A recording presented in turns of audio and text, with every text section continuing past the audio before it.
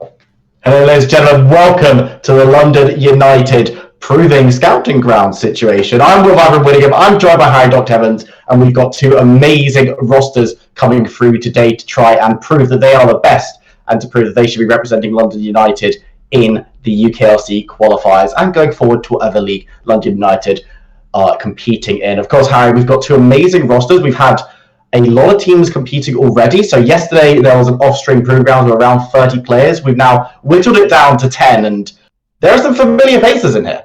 Yeah, we got the boys in. We got Harry the Machine and Venus playing over on that United bot lane from Belong fame.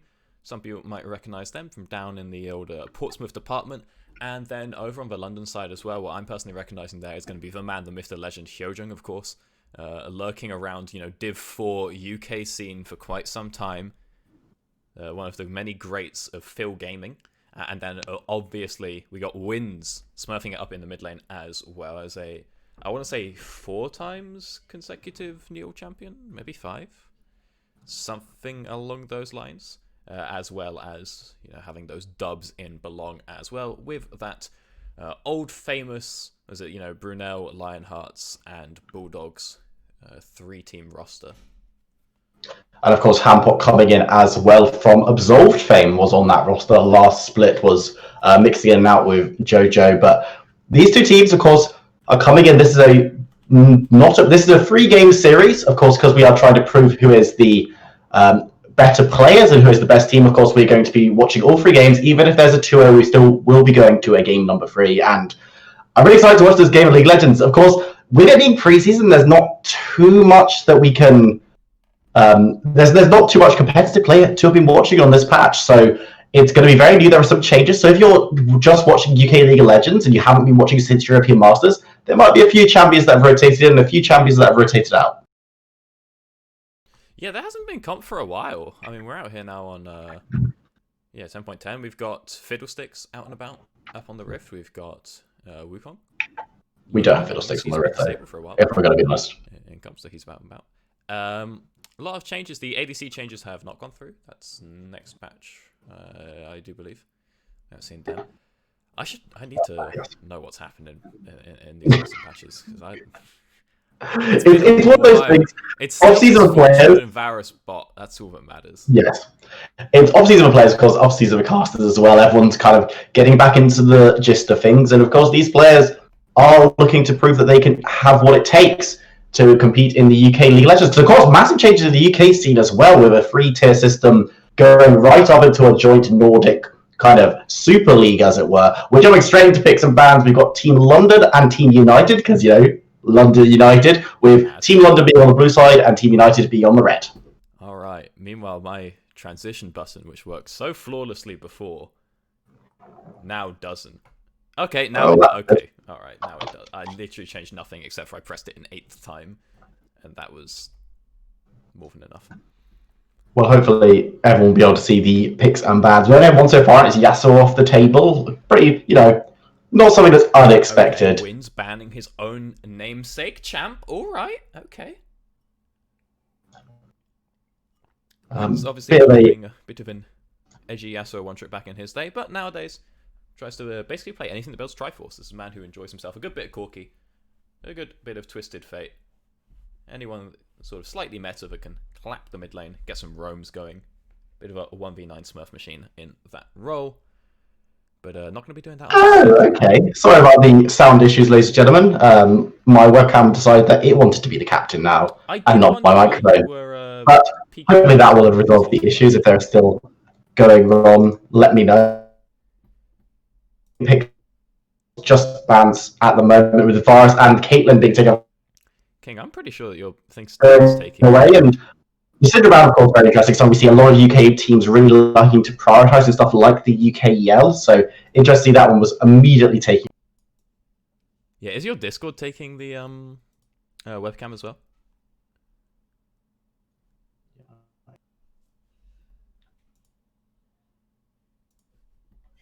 Me crank myself up as well. Hearing reports that I may be underperforming in the microphone area. But hey ho. Do you know what? I am maybe the biggest clown in League of Legends.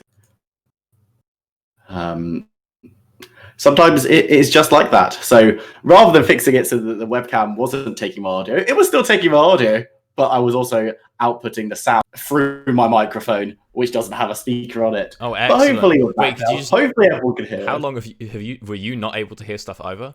No, I wasn't able to hear you. Oh, excellent. But that is because my microphone was acting as my speaker and my webcam was acting as my microphone. But, you know, it's off-season. Everyone's a little bit rusty. Hopefully these players aren't so much. We've got Aphelios being picked up on the blue side for London, and Amumu is confirmed to be Misfortune, and that'll be paired up with the Fresh for United. Alrighty, so Divinus Thresh, something we do like to see. Harry the Machine on Misfortune, though, he is known a little bit more for playing those sort of like aggressive but also self-peeling types of champions. You know, he really likes himself the Xayah and the Kai'Sa. Caitlyn probably his most famous champion, and that is why that one has, of course, been banned away. But to see him on something that's a little bit more team-reliant, it's not quite as self-sufficient, something like that Misfortune. Gonna be interesting to see how that one's gonna pan out, especially going on into those later team fights when he will be up against something, you know, like that Lee Sin, looking to dive on him and take him out. Got Lee Sin, of course, being locked in, as you quite rightfully stated, and Brom being hovered, Nautilus as well. These are nice, beefy supports, and it is going to be Nautilus confirmed. And this is what we tend to expect to see, right? You tend to see the bot lanes and the junglers being picked up in the first rotation. Is that because of the higher priority champions in those roles, or is it because there's less counter-picking onus on these positions? It's a little bit of the both. Obviously, you really want to get your counter picks into those solo lanes where they can really start to take over, and in most regions competitively, what we are seeing is it's just like, yep, Aphelios Misfortune every single time. And so you really want to get those early, because if the enemy grabs one and then yours is banned away, it's like, well, now you're in a bit of a sticky situation. And they do pair up very well with certain styles of support, so you want to be able to guarantee that you're going to get those as well. And then it's like, yeah, jungle is a little bit less counter-pickable, as you sort of said. There are obviously bad jungle matchups, but jungle matchup tends to actually be decided by the 2v2, as opposed to the pure 1v1. You know, if you're playing something like Sejuani versus Olaf, it's not actually so much the Olaf that's going to cause you trouble. It's going to be the Olaf combined with a really strong mid lane matchup as well. That will then start to ruin the game for you. Maybe the second round of bans, Kled, Corki, and Renekton being taken off the table. Of course, there's no really flexible picks. No one's hiding anything on these two rosters, so you do know that it's going to be mid and top lane. And the ban on the Corki as well. Wins does like this champion. And you mentioned at the beginning of Champ Select with the Yasuo being banned away as well. Kind of both teams squeezing this mid lane champ pool for wins. Multiple dual award-winning mid laner here. What are the players to definitely keep your eyes on in this first couple of games? Yeah, I mean, the man has an absolute champion, Ocean. To be honest, you see the Graves and Varus bans, those are probably bans against wins as well. You gotta do what you can. I mean, yeah, he's still got a couple of his classic picks open. His Kassadin still available, and we've seen him absolutely demolish on that champion across many leagues, as well as his old classic, his Twisted Fate should still be up and about here. Twisted Fate just getting buffed, I do believe, and so it could be pretty nice for wins to grab. That one is pretty reliable as the blind pick as well, but whatever he takes, it is going to be blind, but this does mean that Tampa is going to have a nice bit of opportunity for a counter matchup in that top lane. Assuming that the Rumble doesn't get flex top, because of course it is Rumble and Champion, we've seen a lot of different positions in relatively recent history, but do you expect that to be more likely to be in the mid lane? Do you expect the Aatrox to be going up against it, or is the Aatrox going top? Aatrox doesn't really seem like something that fits too much into Wins's preferred style of champion, to slam that one down in the mid lane. So I would assume that's going up top, and then it's going to be interesting to see what you actually do get from Wins, because if they think that Rumble is going to want to go mid to avoid the Aatrox, he could have locked in something like a Kassadin, but that could have been pretty risky, you know, to take that Kassadin, potentially blind, so instead he goes for the Azir. Nice champion Azir, one of my preferred champions to watch in the mid lane. Luckily the Corki was banned, so we're not seeing the Azir Corki nonsense that ruled the Rift for many, many weeks in comp, but going to have to see where this Rumble ends up going to have to see what's going to be going mid or top, and the Zed being locked in for United. This is an exciting pickup, and that will show that the Rumble will be going into that top side. As of course, we're going to jump out because we do have a proxy pick. The Amumu, of course, not going to be the marksman. Although that would be quite a funny lane to watch and move refresh. It's going to be the misfortune, but we're going to run that through very, very quickly to get through Champ Select and then get into our first game of the day. And remember, there are 3 games today, guaranteed. This is no best of 3 nonsense. If one team goes 2-0, we'll still see the third one. All of these players, even if they're a team that lose 2-1 or lose 3-0, if a player has an exceptional game, they've still got an opportunity to represent London United. And even if they don't, there will be other orgs watching from the UKLC teams that want to be looking for qualifiers, or even UKEL teams that might need to pick up the last piece of their puzzle. And some of these players could fit in that bracket.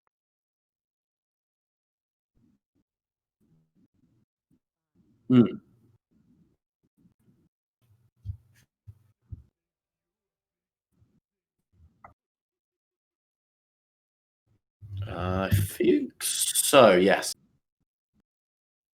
Hmm.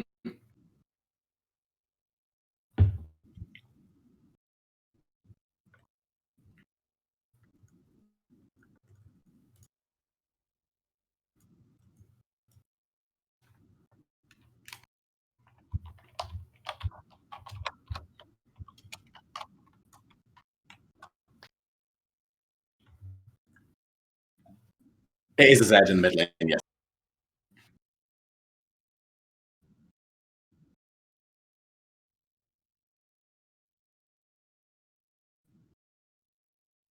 Mm.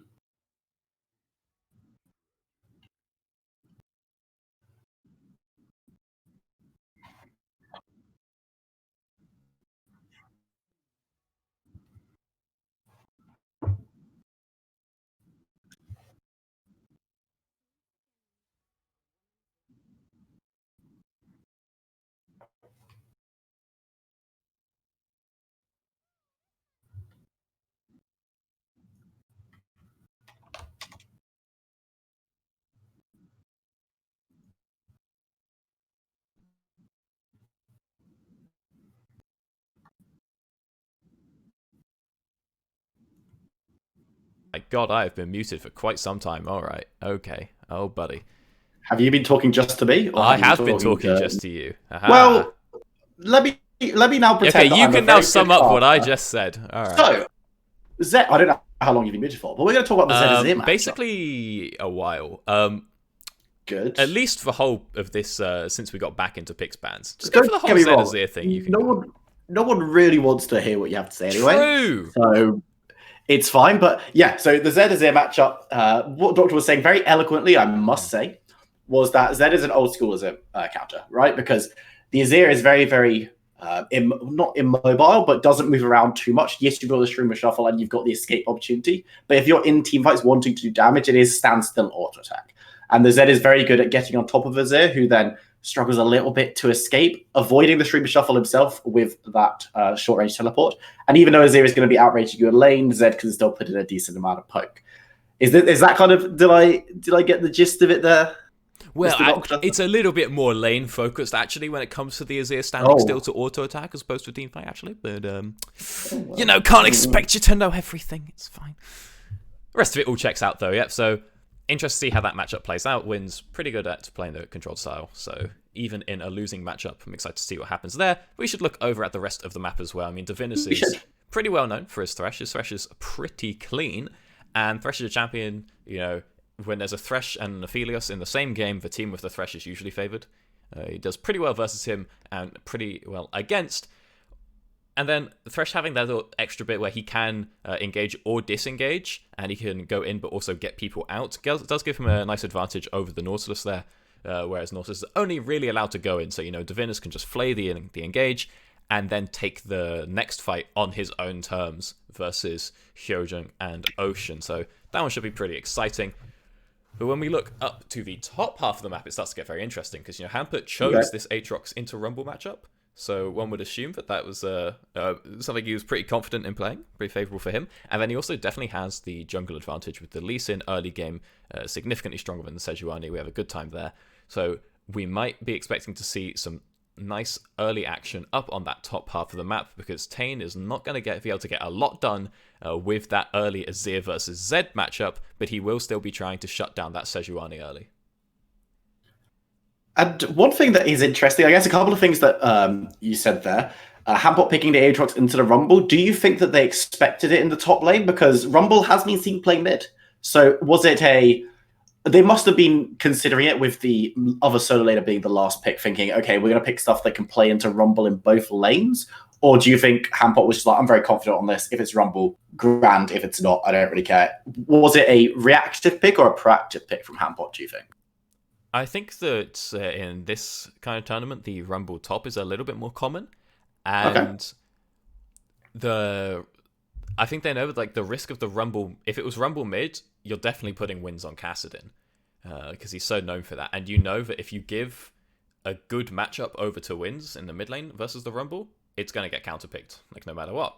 And so you just sort of assume that it's going to go top and you try and pick something average for wins, because if it gets countered, it's not the end of the world. And if it's still the Rumble mid, it's not the end of the world. So this is the threat of a flex pick, obviously, is that it sort of puts you in a losing situation twice when you are London in this situation. But I think they're happy to send that Aatrox up. I'm interested to see how it goes in the very early stages, as in like the first handful of levels. The Aatrox can struggle a little bit. He needs like just a slight number of levels and a little bit of CDR before he can really start to take over.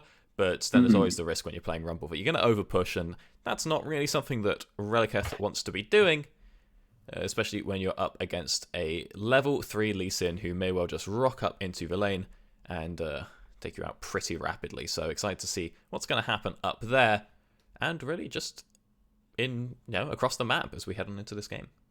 I think the last question I'm going to ask you about this top lane matchup, I know you've got on quite a lot about it, but the last thing I would maybe question, Rumble Sejuani as a combo, we talk so much about what I talk about so much because I'm a low elo person who finds very niche interactions and is like, this makes me sound smart.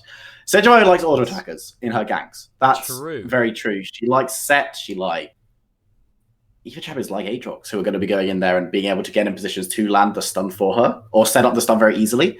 Rumble isn't that. Rumble isn't mobile enough to get in the mixer to put those auto attacks out. And if you're auto attacking with Rumble, you're overheated or you're not doing the champion correctly because a lot of his damage does come from those abilities. So is this going to keep Sejuani away from the top side, or is Sejuani going to have the gank in different ways to usual? Because, of course, if you then leave the top side sitting and you leave Rumble up there, if he overpushes, Tame could really, really look to prioritize on that. Yeah, it's as the Sejuani in this situation. Like, obviously, Rumble isn't really built to auto attack, but he can. He doesn't cancel the Q or anything to throw out some autos, and obviously he has the speed up on his W and then the slow on his harpoon as well. So it's pretty easy to close that gap to get at least like one auto in. Realistically, like obviously you like someone who has an auto attack reset. That's like the most preferable. Rumble is fine. He can still set up for a gank like well enough, and he only really needs to get like one auto in, then Sejuani will QW and he'll get like the second after that, and you'll be pretty good to go as far as the whatchamacallits are concerned. The ganks. Yeah, and then of course you got a melee mid laner as well. No auto attack resets, but it's fine. Not the end of all things. Not a terrible gank path. But ladies and gentlemen, we are going to be moving into game very, very shortly. So let's give you a quick rundown of the two teams before we do so. So on the blue side, we have London for this first game with Hampot in the top lane, Tane 99 in the jungle, Widens at mid with VDE Ocean and OMG Xiaoyang in the bot lane. And on the red side, we've got United, Reliketh in the top lane, Robster in the jungle, Yukwolf mid with Harry the Machine and Divinus in the bot lane. Jumping straight into this one, 30 seconds in. Of course, these two teams, the cream of the crop when it comes to how London United have been running their tryouts, because yesterday there were 30 players and on the Rift today we've only got 10. So these guys already proved themselves to some extent, but they're going to have to go one step further if they want to be representing London United going forward into the UK LC qualifiers. Indeed, I mean, like you said, it's not just London competing for these teams. They'll be having a gander, see who else has their eyes on these players. But right now, there's nothing really too interesting to report. We've got standard covers across the map. Worth noting, obviously, Robster has gone for that early ward, whereas Tane hasn't. Playing the Lee Sin, wants to hold on to his trinket. But that ward from Robster is not going to be saying all too much important at any time, and as such, won't accomplish too much. We're going to see that Tane starting on the bot side here on his red buff could be looking for that standard, buff, Gromp buff into the top lane level 3 gank, whereas Robster starting up on the red with the talisman does sort of imply he's going to go for a bit more of a full clear. Never mind, he's just sprinting straight on down to his bot side of the map. Why bother starting talisman then? I love whenever we cast go. I always like hand off to you to make these analytical points, and you'll be starting making a point, and I'll see that the player that you're talking about in terms of like optimal pathing or the strategy just does the exact opposite, and I'll just sit there like, everything you're saying is correct, but it's just why clearly the player doesn't agree. Why start the talisman when your plan is to only hit single target camps? As the Sejuani, you're just better off with a machete. It gives more attack speed. Just let you get those nice autos down, proc your passive faster if you are looking for that level 3 gank. And bit of an issue here in that, yeah, you could go for the level 3 gank, but Harry the Machine in classic fashion has pushed through to the tower immediately. And I speak from personal experience when it comes to how difficult it is to get these sort of situations off, where you have Harry the Machine like, oh, tank jungle come bot, and then pushes to the tower. It's like, okay, bud, like, what do you want from me? But they did get some early vision out in that jungle, and we can see this does mean it's a nice chickens secure here from Robster, but Tane is up on the top half of the map doing the exact same thing, and he's going to get the Krug, so that's a little bit more XP for him. Small amount, and in the top side, Hampot going up against Relica, but in the mid lane, Robster's going for the gank. Looks to get a stun. Can he land it? He will be able to. The barrier's being used, but it's not going to be enough. And Wins will go down for first blood. It's going to be given to Yukwolf on that Zed, and that's an excellent start to this counter matchup. Yeah, in fact, just before the camera cut down to Robster, we did see Yukwolf. Nice combo in the mid lane. Blows out the escape from Wins. Knocks out a lot of his mana, as well as getting rid of that dash, which means it's free, easy pickings for Robster to come on in. Huge cooldown on that escape, and Wins actually ends up using the exhaust, but doesn't want to flash. A little bit greedy there. I think an early flash, either it gets him out or it blows 3 summoners instead of 2, and this way he loses the exhaust, but still goes down. It's important to know he did take the exhaust, so he doesn't have something like the teleport to help him through a hard lane like this, and he doesn't have the defense either to help with the ganks. Just had to take that exhaust because of this difficult matchup to try and keep him alive, especially once Yukwolf hits level 6. And when Zed hits level 6, all bets are off in terms of that 1v1. Of course, First Blood going over to United, always going to be great to have it on your mid laner, and Sejuani being the first one to make a proactive move on the map, as opposed to Lee Sin, which isn't the way we expected that matchup to go. Hampot putting a decent amount of damage down onto Rumble. He's going to be dragged back in, actually, and should be able to escape overheating, but Yukwolf going to have to jump over the wall, but very, very difficult to gank. Very difficult. Yeah, and it's interesting to see what Robster's doing here, because he was sort of chilling in the bottom lane and then sort of recalled under the tower. Prime location for Divinus to lantern him in, and we can see that Harry the Machine and Divinus have kept this wave in the perfect spot for quite some time, and Robster has now turned up. Took him a while, he sort of ran through mid to get here, but he is now in a pretty decent position to look for a gank here, but Tane lurking on the bot half of the map. Both teams know that, and yeah, it looks like when that pink ward is placed on the Gromp, spotted out by Tane with the blue trinket, or with the blue plant, Ocean and Hyojung know that that didn't come from the bot lane. They haven't recalled yet, so they know that Robster has to be somewhere nearby, with items as well. Every bit of information being highly useful in the early stages of the game, and know to be a little bit careful. London's bot lane don't want to be on the receiving end of a Sejuani gank, but they've got a ward, so they will spot Robster looking for the play, and are going to be able to back off quite quickly.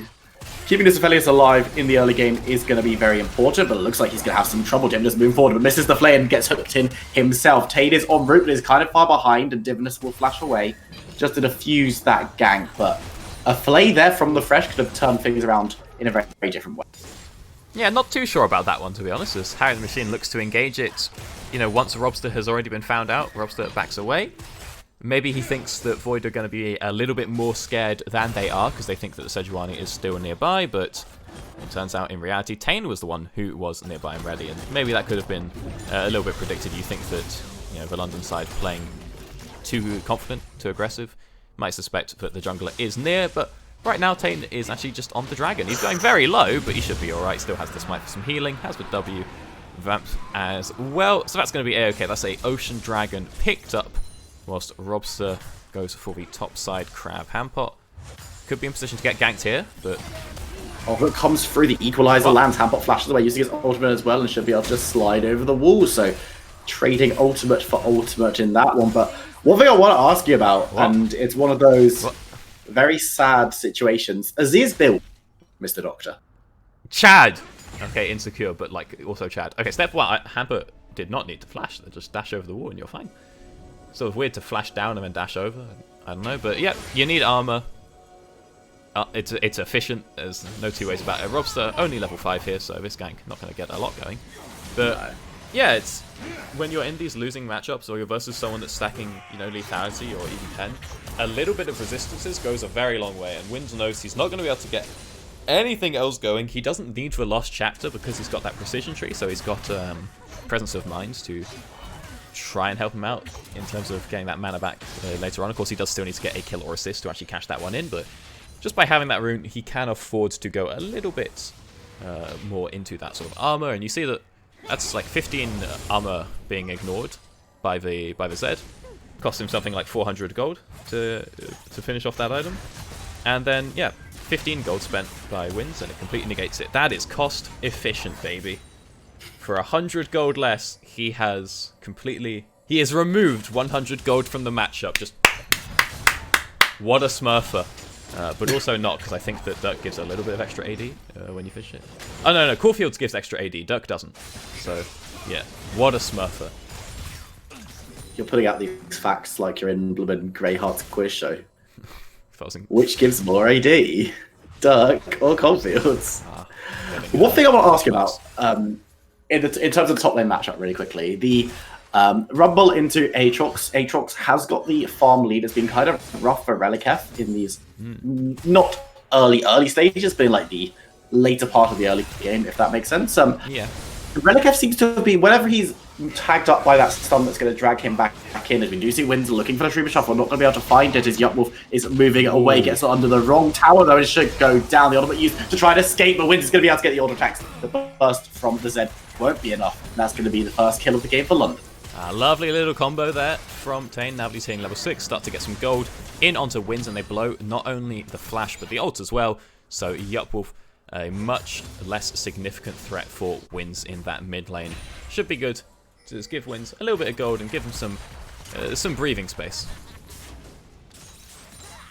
A little bit, yeah, and will allow him to go back and get some AP items. Obviously going for that Seekers first, grabbing the dagger as well. Azir's build path, he's actually sold the dagger, but Azir's build path is just, it's one of those champs where it just looks like such a mismatch of items because there's a bit of attack speed, bit of AP. So yeah, but it's not like Bluets. It's not that. Even though some of those items in that build were purple, which I never understood. But Tane coming down to the Blade. Yeah, Blade. One item. What else was in that build? It was Tear into CDR boots. It was both Tear Mana Moon, Spirit of the Elder Lizard, and Iceborne. Oh and yeah, Last Whisper, Spirit of the Elder Lizard. The old Last Whisper. So it was 5 blue items and 1 purple. It was 5.5 blue items. Wit's End is like purple-ish. You got Wit's End on Ezreal. Rob's still looking for the top side. Not going to be able to land the other one. You can't 2v1 this man. Around. Reliketh needs to be careful, but Hampot might be baying for blood here. Rob gets the stun down, is looking for more, but Hampot, he's so safe next to his tower, and he's looking to turn it around. Reliketh goes low, but it's going to be Robson that goes down first. Aatrox is chasing, Wins and Tane smell blood. Moving up to the top side, it's not going to be Hampot getting involved. The Shreever Shuffle will secure the kill for Wins. Tane doesn't even get involved, but that's a very nice play from Hampot individually to secure a 2-0 for London. Yeah, Hampot's the best Aatrox in EU West. Confirm? Yes, is that because people pick Aatrox and then they just randomly start pushing. This is not how you play the champion. Or they pick Aatrox and then start. Oh, there's a dive going on bot, but dive is occurring. Nothing's happened yet though, so. The cannon was missed by both. That's what an expert dive, denying 160 gold from the team of London. That's gold efficient. It's gold efficient dive. But yeah, the thing about Aatrox, people just like blindly shove in and then start like running in 1v2, 1v5, and that's not how a champion works. What we see from Hampot is, yeah, he's using once you hit that level 7 spike and you get, like a little bit of CDR, he's just completely forcing Redicef off the wave, and we can see that 30 CS lead is because he's not brainlessly pushing it in, he's actually freezing and using the strength of his champion to deny waves instead of just spamming the Q on every single minion. And then, when he gets ganked, if you're that level 6, level 7 Aatrox, and 2 people turn up, all you have to do is just play it slow and try to maximize value on your Qs. That's exactly what he does, and he's able to just pick up the kill in a straight 2v1. And then confirms the second one as well. Rifthold has been dropped down mid by London. Will be confirmed that United will pick up the second dragon of the game there first as the mountains rise across the rift. Reliketh taking a look below half health and can't even get that much damage on the back. Hampot's going to be able to sustain himself up as well. So this matchup going from bad to worse for Reliketh in the top side for United. And at the 12-minute mark, the goalie is starting to grow a little bit for London. It's still nothing to write home about just yet, but if it keeps growing and it keeps increasing, then that could be a really big problem for this roster, because we haven't talked too much about which side of the game really scales, because of course both teams have options, because the Zig does really well late game, so does Aphelios, but the Zed is not bad in the late game either. Yeah, both teams have really nice team fights as we get later on. You have Rumble, Misfortune, Sejuani is real good, but then, Azir and Aphelios are both going to be huge scaling damage threats, and so what the team fights are going to come down to later on, it's going to be on Hampot, Tane, and Hyojung to be able to set up for their damage boys, because when we look over at the United side, it's just a little bit easier. They have like Wombo and they have CC and they can just layer stuff on top and it's quite nice, but when you have the Aphelios Azir, yes, they both have a little bit of CC, but it's going to be primarily, I think, on especially Hyojung to make these fights go the way they want to go. Hampot, instead of just being diving in, he's got to be peeling properly and keeping people just in the right place so that Ocean and Winds can be hitting them. And I think that if they are able to pull that one off, especially given how this game has started, I'd give that advantage over to London in that regard. But ease of execution cannot be overstated. And like you said, you got Wolf on that said, he is going to scale. And if he can pick off some nice and cheap kills, onto Ocean, and then in the mid game he can even get picks onto Hampot before he finishes the Death Stance. It's going to be a good time. And we see here, look, Hampot, he's not just blindly queuing the wave. He doesn't care about any damage he's going to take from minions here because he's going to heal it up. And he's more than happy here to just keep on fighting Reliketh and just keep him off every single creep. And you'll see, if Reliketh ever goes for like an E on a minion, okay, never mind. I was going to say Hampot can just block it and heal through, but he doesn't. But it's very easy for Hampot to deny creeps here in this situation now. The upside here for Reliketh is he's playing Rumble. You can't really block like a Rumble Q. So True. He can at least get a few creeps that way, but we see now Hampot is crashing in this wave, probably got a lot of money, probably wants to go for a pretty big buy, and so Reliketh will be given a little bit of respite. However, teleport is up for Hampot, and might be able to use that one to get a nice teleport down onto the dragon when it spawns. We got some vision set up there by the blue squad. I'm not going to lie to you, Will, I don't know when the Drake spawns because my client has bugged, and for the last couple of days I've not been able to turn on objective timers. Don't know if that's a... Well, let me tell you, dragon spawns in 2 minutes and 10 seconds. Now, it's does not your really objective... Do you have the fancy Wii Sports objective timers? I do not. I have the unfancy normal one. Yeah, I think it's the fancy Wii Sport timers that are like bugged this patch or something. I don't know. I should get that confirmed. Welcome to Viper and Doc to talk about observing stuff. Yeah. Sponsored I can make a by cinematic. Wait, no, London wait. United. Don't do that. Getting the FPS cam, boys. Doing it. I love it. Everything though, that stuff really gets me. Whenever I'm watching, especially when we're doing UKL with Joe Productions. For Oh my those god, who I've watch pressed that some as buttons well. here, boys. All right. You've done some stuff, and it looks like we're going to be going directly into a pause so that Harry can have a bit of fun. But Yeah, I did not was know. a disconnect on the top side. I did not know that you can actually move the camera like this during a pause. Is that OP? Who knew? We I can don't think play. it is OP. We can play Flight Simulator through the river whilst we wait for the pause to finish. Okay, while we're playing Flight Simulator, Mr. Doctor, I want to ask you a couple of questions. Did I How bind these- anything to get rid of? I did not bind anything to get rid of health bars. I apologize. But yes, go on, Mr. Wheeler. So, looking at builds, we're coming towards first items on most people. A couple of champions, obviously, are still building towards it. But in the bot lane, a lane we haven't really talked about too much because outside of a couple of aggressive moves from the support, not too much has happened. No kills have come down. But and farm is very, very even. So the Aphelios with the IE versus the Misfortune with the Essence Reaver. Who's going to be looking the stronger of the two? Who's going to be able to make these more aggressive plays? Because we haven't talked about these two champions so much, but these are probably the most standard in the meta picks in their role that we've got in this game. And they kind of just... Yeah, so the way it's sort of going to go here is that obviously, again, it comes down to what I was saying before, that it's just a lot of ease of execution. Misfortune is very much tied into her ult as far as champions go.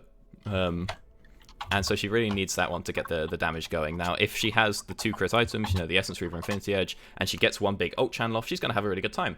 But when you look over at the Aphelios, consistently over the course of the team fight, it's more about just the Hurricane and the IE and just getting off lots of nice fancy auto attacks there. So at the sort of 2 items spark, now usually it's at the 1 item point, it's a little bit favored for Misfortune because her item is cheaper, but we're going to see that they have both just got their item at the same time. So any advantage that would have been had there for Harry the Machine is quickly nullified, but Ocean sitting pretty on that Infinity Edge. It's still as a 1 item slightly weaker than the Essence Reaver, just holistically it gives a bit less in the stats department. But we're going to see here Harry the Machine picking up some extra daggers as well, so in a raw stat check situation, he's having an okay time there. And what does that mean? Well, realistically, again, it's all down onto the ult, and Aphelios does need a little bit more time to scale. He, with just the Infinity Edge, he kind of wants, 2 items. He wants to add that up with something. He wants his Zerks and then a Zeal item on top to really start to get the damage going. So right now, bit of advantage there for Harry the Machine, especially in those just short pick burst fights. And another thing I want to talk to you about is the jungle. I tend to default to talking about the jungle with you whenever we're casting there because, of course, you play jungle. You play jungle with... that too, but also because you played jungle with some of these players before, of course, in your time with the Portsmouth Belong team. And the Lee Sin versus Sejuani matchup, we said how Lee Sin was going to be the one who could be more proactive early, but it's been a very, very even split of play. And yes, Robster has got that def, but when you're going so deep on Sejuani, it can be hard to get out at times, and it was in that 2v1 situation against Hampot in the top lane. What do these 2 junglers need to do now in order to shoot their team forward? How is Tane going to help his team stay ahead, and how is Robster going to help his team get back into it? Well, Robster, again, he's playing Sejuani, so he's just sort of going to auto-scale as a tank. There's a lot of pressure on Tane here. As for Lee Sin to sort of keep himself relevant, keep the game going. And how do you do that? Well, you have a really strong top lane, man. Your top lane is kind of turbo smurfing. And Wins has also picked up 2 kills here, which is now, he's finished that Nash's 2 already. Really nice, especially seeing as he had to delay himself by picking up the early Seekers. On top of that, your bot lane's not... Oh, good lord, I must see we were getting back in. But your bot lane's not doing terrible, right? They're fine. They're part of the course. So now you just need to start forcing things left, right, and center. That's what Robster's doing. Yeah, looking for it. Hyoyeon gets the hook in and it's on Harry the Machine, but Hampot looking to turn it around. There's a lot of members from both teams here, but it looks like United are the ones who are taking more damage. Yupwolf has to ult to avoid death, but it'll still go down to the Ignite. That's an ultimate for Harry the Machine. Will only take on 1, and it's doing a bit of damage on the Hyoyeon, but Divinus has already got the kill, and that's a complete sweep for United as Hyoyeon and Wins looking to turn it around. Robster and Divinus in retreat. There's no damage left for the United side, though. It looks so good for them initially, but Wins is looking to clean up. Hyoyeon won't be able to get the stun down because you can't stun at their target as Fresh goes full. Wins picks up 4 kills in that fight and looks to snowball his lane. Right, well, yeah, so what do we need to do? We got to get kills onto the strong solo laners. Wins has picked himself up a triple. Very nice. Okay, that works out. That is pretty congruent with your goals as a team there in that fight. So now we're having a good time. We're seeing items finish across the board. Wins coming out of that one. He's got the stopwatch as well, really able to snowball hard. A lot of cooldowns were used, but we are going to see that Drake spawning up real soon. And off the back of such an advantageous fight for London, they're going to be looking to now try and snowball this one through. Just everyone running straight on down to that dragon. Force out a fight, but important to note, Hampot doesn't have his teleport, neither does Reliketh, and this means that we could also see some 1v1 action up in the top lane, but an important member of both teams has been lost in this 4v4. Machine could get stunned up here, but Noel's going to be in. Tane's going to jump in immediately and it's going to assassinate Harry the Machine on the Misfortune. We're going to have another fight around this dragon. Divinus also going to be stunned up with Nautilus there. There's no escape. That's 2 kills coming in for London. 9-4 on the scoreline. And that should give them enough to take out this. Now, some lovely Aphelios abuse coming through there from Ocean, having the Equilibrium and the Gravitum get that long range route and not blowing it too early, make sure he pokes it at the perfect time so that Tane and Hyojin can come in for the collapse, and they manage to not only pick off Harry the Machine, but they get Divinus as well. And the Drake is their reward. After picking up that, we're now going to be sending on multiple members into the mid lane to knock down that low health tower, and Ocean, left alone bot, will be able to look for some tower damage if he wants, but instead he'll take the advantageous recall and back off so he can get up towards that Rift Herald in time for another fight. Rift Herald despawning in a couple of minutes, so if they want to take this one, they'll have to start it reasonably quickly, and it's going to be difficult for Robson to start it if he gets assassinated. The Equalizer comes out to prevent Sejuani from falling, but that's a big ultimate having to be expended, and once again, United have to spend resources they can't afford to, because now London can just rotate directly onto the objective. Yeah, they are already there, sitting on that Rift Herald, and they've even got the pressure up in top lane. Hampert will be able to move forward for that tower. They're splitting the difference a little bit, but they know they're completely safe, and both Hampert and Tane will be able to collapse on the other if needed, but nobody's anywhere near, so both objectives will be secured for free, as Harry the Machine and Divinus are not able to make that trade happen on the bottom half of the map. And Robster is now on that side, and there's a little pink ward in the river there. Divinus could look to lantern him in for a dive, but a good chance that Sejuani will be spotted out by that one rogue blue ward in his jungle there if he's not careful. We will be able to go around it for now, and this means that a lane gank could be coming up soon as well. Tane suspected to be on the top side of the map by United after just taking that Rift Heralds, and so Robster looks to make this gank happen fast. Moving again, as I say, with the lane gank, Divinus has the lantern available to give that one last boost towards the dive, potentially. Now you can see Harry the Machine and Divinus have kept this lane very, very pushed in, but it's given Sejuani the opportunity. Like, far, yeah. The longer they wait for this is more time that Tane is figuring out what's going on and rotating down bot. You see the second that Harry the Machine Divinus starts shoving that wave out, Tane is like, right, I've just taken my top side, I'm going to come down bot. It checks out the Robster's going to be here because no one contested us on the Rift Herald. And now, this could have been a very easy to force 3v2 just by lantern in and then throw out the Sejuani ult, but now Tane is in the area and he's pretty strong, so this could be a 3v3. Senus has landed on a flame backwards, but it's only on his Hyojin who's going to pop the Gargoyle Stoneblade. He's going to be taking very little damage. Tane instant to react, and what in the 3v3, United do step away. Yupwolf chasing down wins in the mid side, but it's fine for Azir. Both of these guys can get over walls very easily, but as you say, opportunity maybe wasted for United. Are they going to try it again? Well, right now, Robster's just sort of stealing XP. We see the push coming through. Now, this time they bring Yupwolf down, and Robster held onto his ultimate. However, the guns for Ocean here are perfect to sustain him through such a situation. I don't know if this gank will be able to happen. Yupwolf is spotted out and he sees Tane. Meanwhile, Wynn's still moving in mid, so numbers advantage in favor of United, but they don't quite have the element of surprise that they thought they did, and the second that Hampert sees 4 people bot, he is going aggressive in the top lane.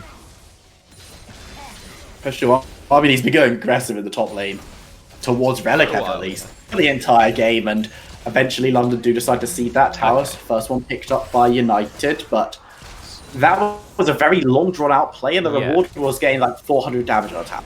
Yes, so realistically they had to decide, are we diving or are we forcing the tower, and either one would work, but they couldn't really make up their mind. They do eventually get the tower, but that's just a lot of XP that Robster ended up sort of yoinking from that bottom lane. And whilst this is going on, Tane's farming and Hampert is given free reign up top as well. And when this dive started, both mid laners were resetting. And if Yupwolf knows that Wins is resetting, I feel this is a good opportunity for him to just move down. It's like, yeah, Wins going to reset, we'll come down, we'll 4-man dive it, because you're already coordinating the dive in a team. You can hear that in the comms. So this could have been a 4v2 instead of a 3v2, and then when it was a 3v2, Robster a little slow to engage. You think all you have to do is just lantern in, land the ultimate onto the Aphelios, and then chain that up with Thresh CC. Instead, the Thresh initiates, and it's onto the tank, and because they're thrown onto the Nautilus, once Robster is now in position to do anything, it's a bit too late because there's no follow-up to his ult, and Ocean also has the healing pistol, and it starts to get very messy. So you need a little bit more decisiveness from the United squad as the Herald is deployed in mid. Herald's going to get a lot of damage down onto that inner mid tower, not going to be able to take it out, but London don't have to retreat too far. The Azir turret Gives them a little bit of protection, but they're not going to try and siege it down with that tower, just using this as a bit of a red herring as they move towards the dragon. This could be the scary third Drake for this London roster as they're going to start off immediately, but rotation coming down, this could well be a team fight. They're not going to fight with a dragon though, because that one's already secured, and London are going to slip away.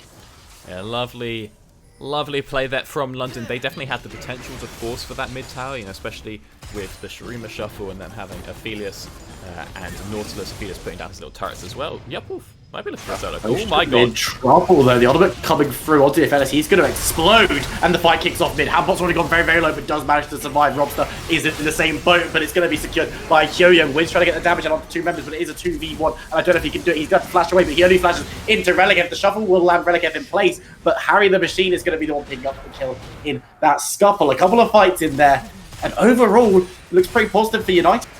Yeah, Shutdown's picked up onto Winds, blowing both his summoners as well. Should make him an easy target in the future. And nice setup there. Yeah, Yupwolf is pretty massive right now. We see that one auto doing over half of Ocean's health.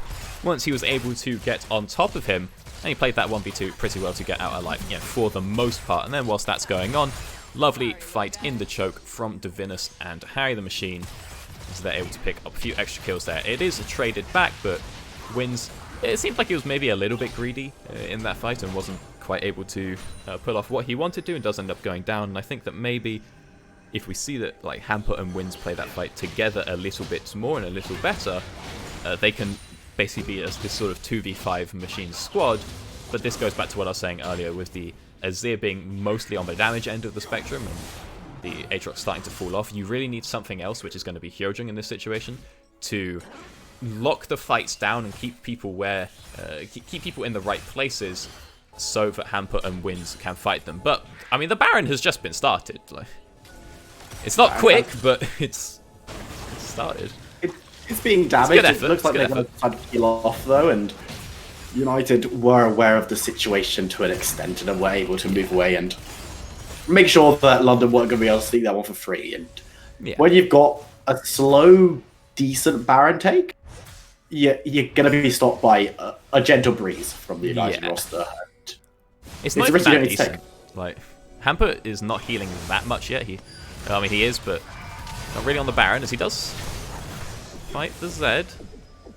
But yeah, he said it's some harsh words are exchanged, but not a lot else between those two. But blowing important ultimates. Let's keep an eye on that one. Yupwolf not going to be able to make any prime assassinations in the near future, and Hampot, his team fight greatly hampered. Moving away, London, 25 minutes in, do have a little bit of a goal lead again, but it's not massive. It isn't a drastic lead for themselves, but of course they've set themselves up in quite a nice position. They've taken down 2 towers, mid and top. They've managed to get 3 dragons, whereas United have only grabbed themselves 1, and they've got these very well-scaling damage dealers in Aphelios and Azir. United kind of chasing shadows at the moment, have had some success in doing so, but I fear that in these later game stages, unless they can get really, really lovely team fights where Harry the Machine can put out the damage, or if Yupwolf can make a team fight very easy by assassinating someone before the fact, it's going to be difficult for them. And they've been pretty reactive in these more team macro decisions. In lane, they've been proactive, but in this, like 5v5, much less. Yeah, that ult was... This man has managed to miss a Rumble ult on a stationary minion wave, which isn't great, and does now mean that Hampot should be able to push through and nab that tower. That ultimate not too important for Religev when he doesn't have the teleport up. He's not going to be looking to take any 1v1s soon, although he might just try and reset and run over to top. But Will, quick question. Mouse over Divinus' Zeke's. Tell me, what kind of damage has that thing been putting out? Zeke's? Yeah. Herald. I will give you the answer now. What do you think? How much total ally blood damage do you think is 237. 330. Yeah, okay. So the issue that you sort of get here, and this is my massive pet peeve, and it's not like pertinent to this stage of the game in any way, shape, or form. My big pet peeve is people building Zeke's with Misfortune, because when you're playing an engaged champion with a Misfortune, you just ult at the same time, and then the MF doesn't get to use the ult. And Divinus. Oh, catching out Divinus. A lot of damage as the CC coming through. Don't think he's going to be able to survive this one. Uses the lantern for the shield, but Chain's going to be able to follow him through. Picks up the killing spree and moves away. Dragon is spawning up in 10 seconds time, and this could be... Wow. What if instead of being a Zeke's that had been a Gargoyle Stoneplate, huh? It's all coming together. It's all related. But now, yeah, Spooky Soul, and it's the mountain, so it's not the most important, but you still don't really want to be playing versus that, especially when you're playing Zed. Trying to get that assassination off, and then having that burst misfortune as well. 3 stacks of mountain. We look over at Wins. How much armor is that man rocking? 130 armor. That makes life very, very difficult. You see that's how much is a mountain? It's about 8% armor and magic resist, I think. So 24% free armor going over to Hyojung there. That's pretty decent. And with champions that you were saying earlier that Yupwolf could even look to assassinate someone like Hampel. That can't really be on the card right now because not anymore. It was kind of... It's borderline to kill the Aatrox because he is a little bit beefier than the Azir and the Aphelios. But now, with those 3 stacks of Mountain and the little bit of shield that goes on top as well, he cannot be a target. The same with Tame. These guys can no longer be assassination targets unless they're very caught out of position. And it gives London kind of an insurance policy. Yes, you can still try and get onto Winds and Ocean. It's going to be harder, but they're still... Ocean especially. Kind of squishy, pretty immobile champions, but... It's such a limiting factor now because you cannot go for the variety of targets you used to be able to go for. Yeah, and Yupwolf was so ahead and very strong that he could take out Hampert theoretically. Even after Hampert had finished her Death Stance, which makes life so difficult, you think maybe Yupwolf just picks up a Last Whisper at some point, because all the tankiness on the Aatrox does involve healing and hitting stuff, and Zed is very good at being where he wants to be and hugging close, which means that the Aatrox, yeah, he can get maybe a passive proc off if Yupwolf allows him to, but it's going to be very hard to be landing those sweet spots on the Q.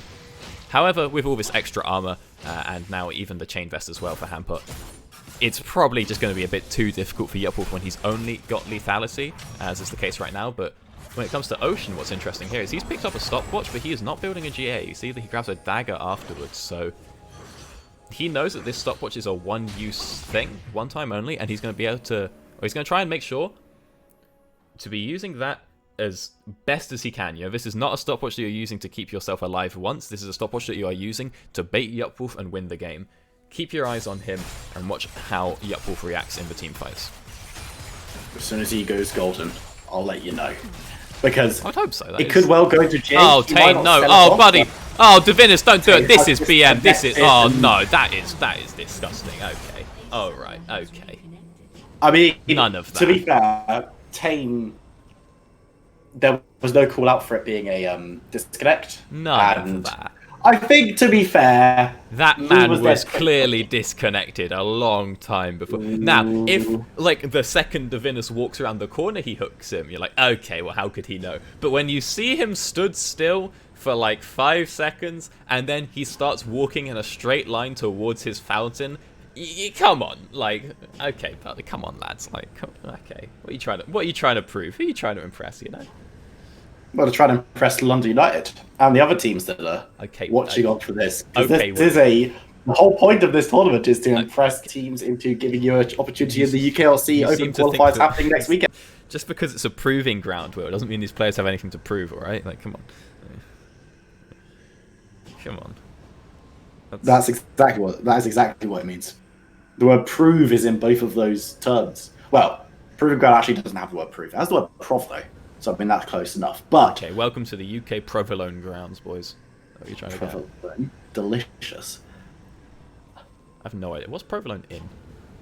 It's a cheese. Yeah, I can't actually ever think of a time in my life that I can, like, specifically say that. I think you could put it in mac and cheese. I'm pretty sure it's one of those ones that, like, is in a lot of mac and cheese. Maybe. Is it in the microwave frozen ones? Because that's the only time I ever have them.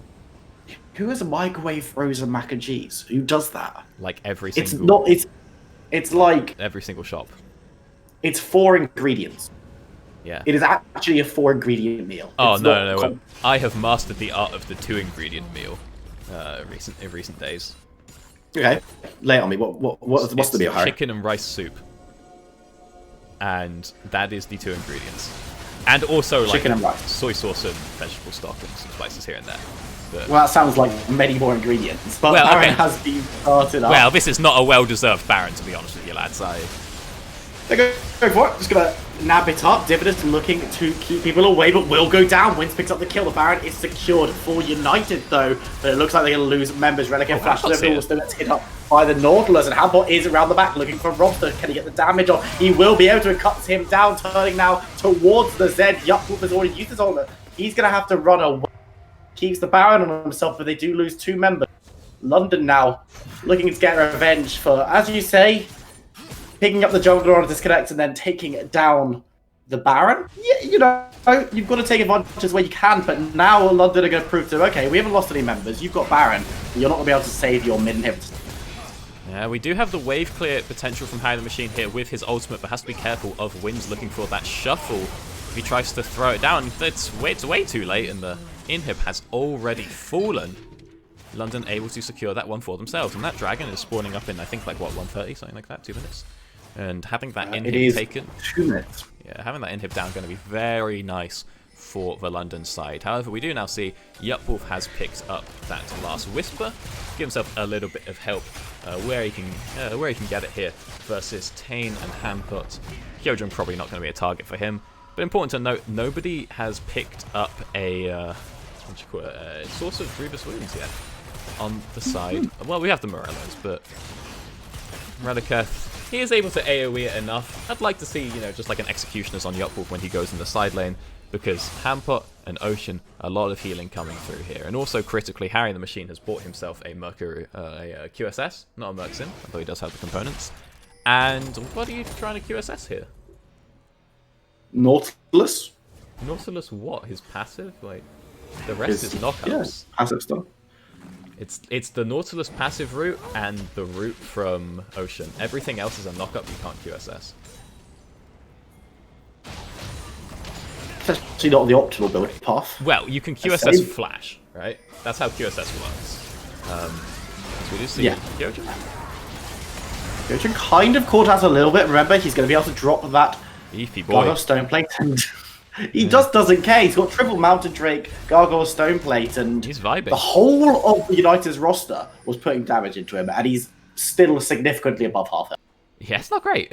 Not great for the United team. Pretty good for Hyojin, yeah?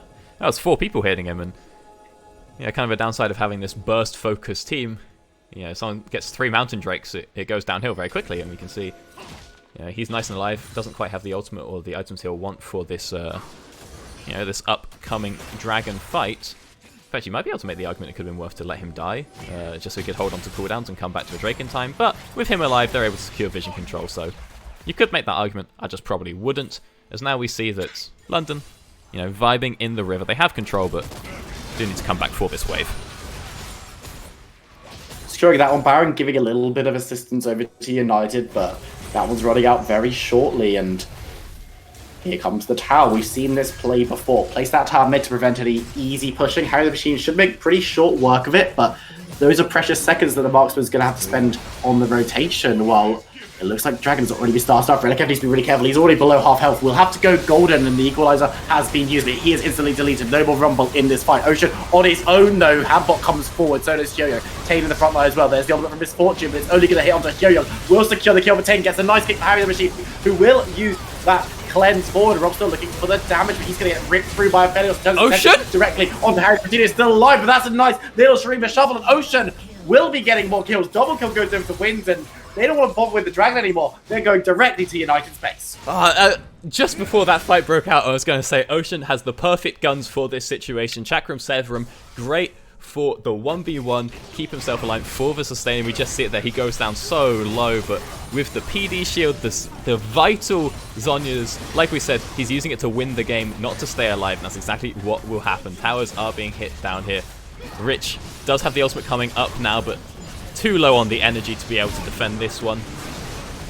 Wynn's able to secure that one in the 1 versus 1, and the first game of this series goes on over to London. 35-minute game. Competitive in large stretches. And London, of course, I feel like losing that Baron did set them back a little bit, but it wasn't ever a oh man, this has meant that we're no longer going to win the game. It was very much more of a, well, that has slowed down. We might have to play for that Elder Dragon. And in the end, you've got to imagine that if they pick up that Elder Dragon, it would have been another team fight into the win. But some really, really impressive performances from members of this London roster. And there were members of United's roster who didn't look too shabby either. Yeah, the Baron itself was... The actual call wasn't like a great idea when you're versus, such a strong team fight. At least in the least important part of the team fight in most cases for this London squad. And so, yeah, even though it was the jungler that was picked off, and they're like, okay, this is our chance, we can force it. I think that actually there was a really good opportunity for the London squad to look for just the 4v5 and try and wipe them whilst they were tanking the Baron. I think Hampert was a little bit slow on the teleport, and because of that, we saw a bit slow from Hyojin and Wins to look for that engage. But once Hampert turns up, you see that Hyojin's just flashing in blind into the pit and so on. They pull it off a little bit earlier, they can probably win a lot more of that fight, but they get more than enough, and yeah, even though they lose the Baron, they take the inhib.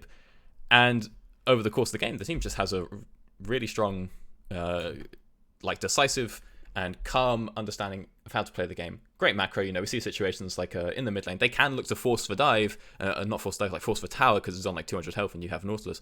But you're versus Misfortune Rumble. You're probably going to get tower. It could go wrong, so why not just go back and get that third Drake? You'll get the tower anyway.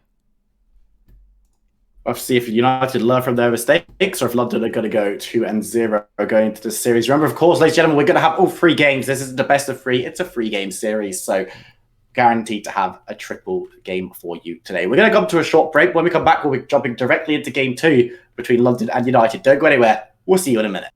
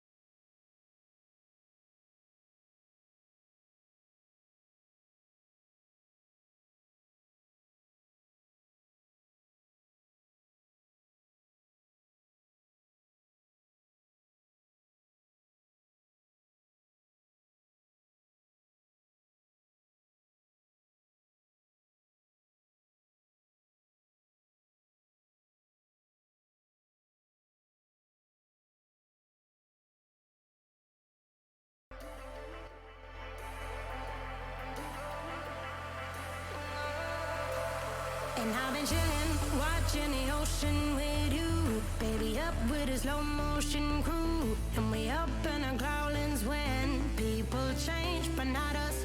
And we just chillin', kicking it, kissed by the sun. Could be soaked to the skin in the moss. I know she got the good vibes when seasons change, but we're the same.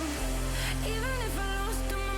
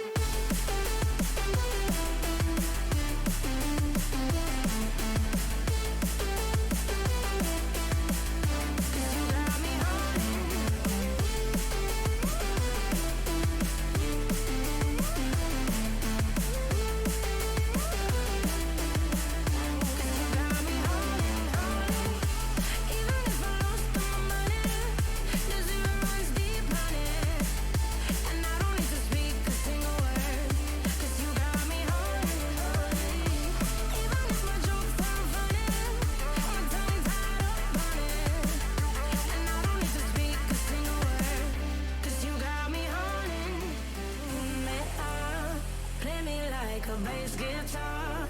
Simmer down and mash me up. Tripping like I'm Jimmy at Woodstock. Drum me round and go right forward. Shivers down my spinal cord. Oh, oh, oh, oh. 'Cause you got me holding, holding. Even if I lost all my money, the zero runs deep, honey. And I don't need to speak a single word. 'Cause you got me holding, holding. Even if my jokes sound funny, my tongue tied up on it. And I don't need to speak a single word. 'Cause you got me holding, holding.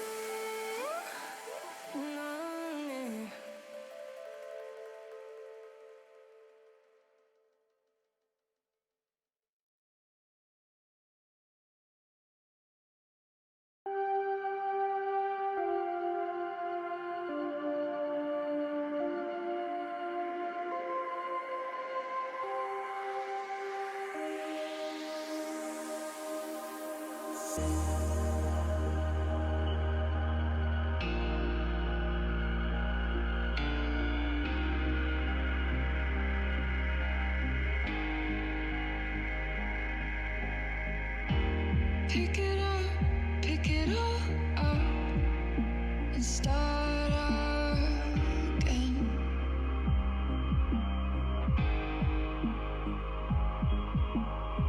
You've got a second chance, you could go home, escape it all, it's just irrelevant. It's just medicine. It's just medicine.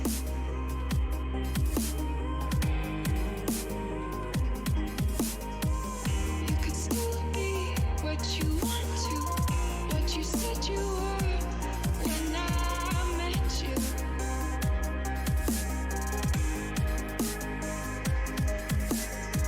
You've got a warm heart, you've got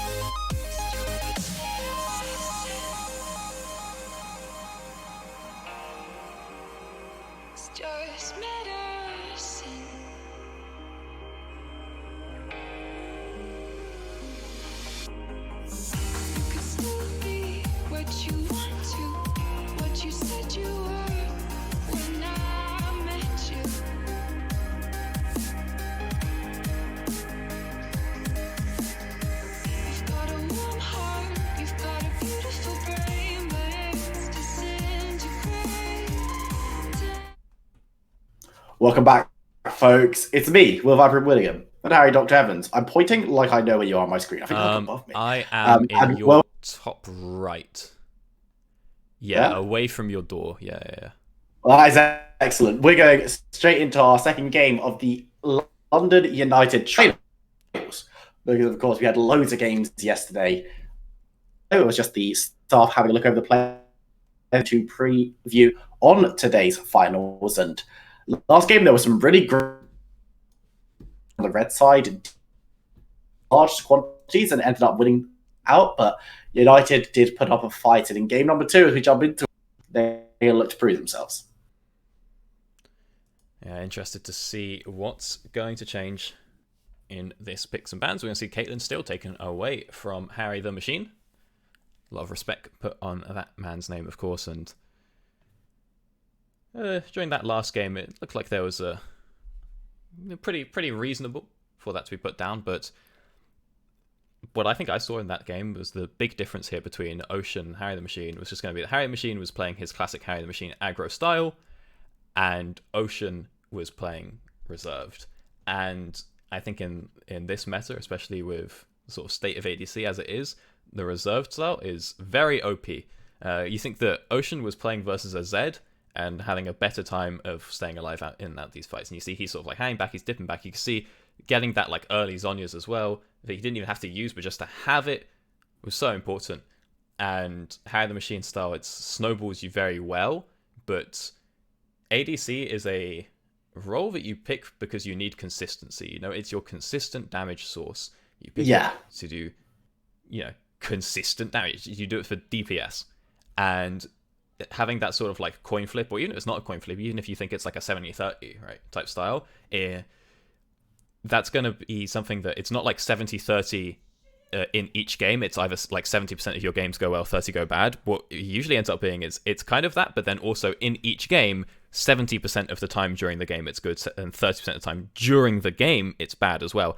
And having that like one bad moment here and there can be huge and can cost games. I'm not saying like that happened in that game for Harry the Machine, personally in particular, but I think as a player I would rather have Ocean based on what we saw in the styles of that last game. And now Ocean once again going to be back on that Aphelios, so maybe seeing a bit more of the same.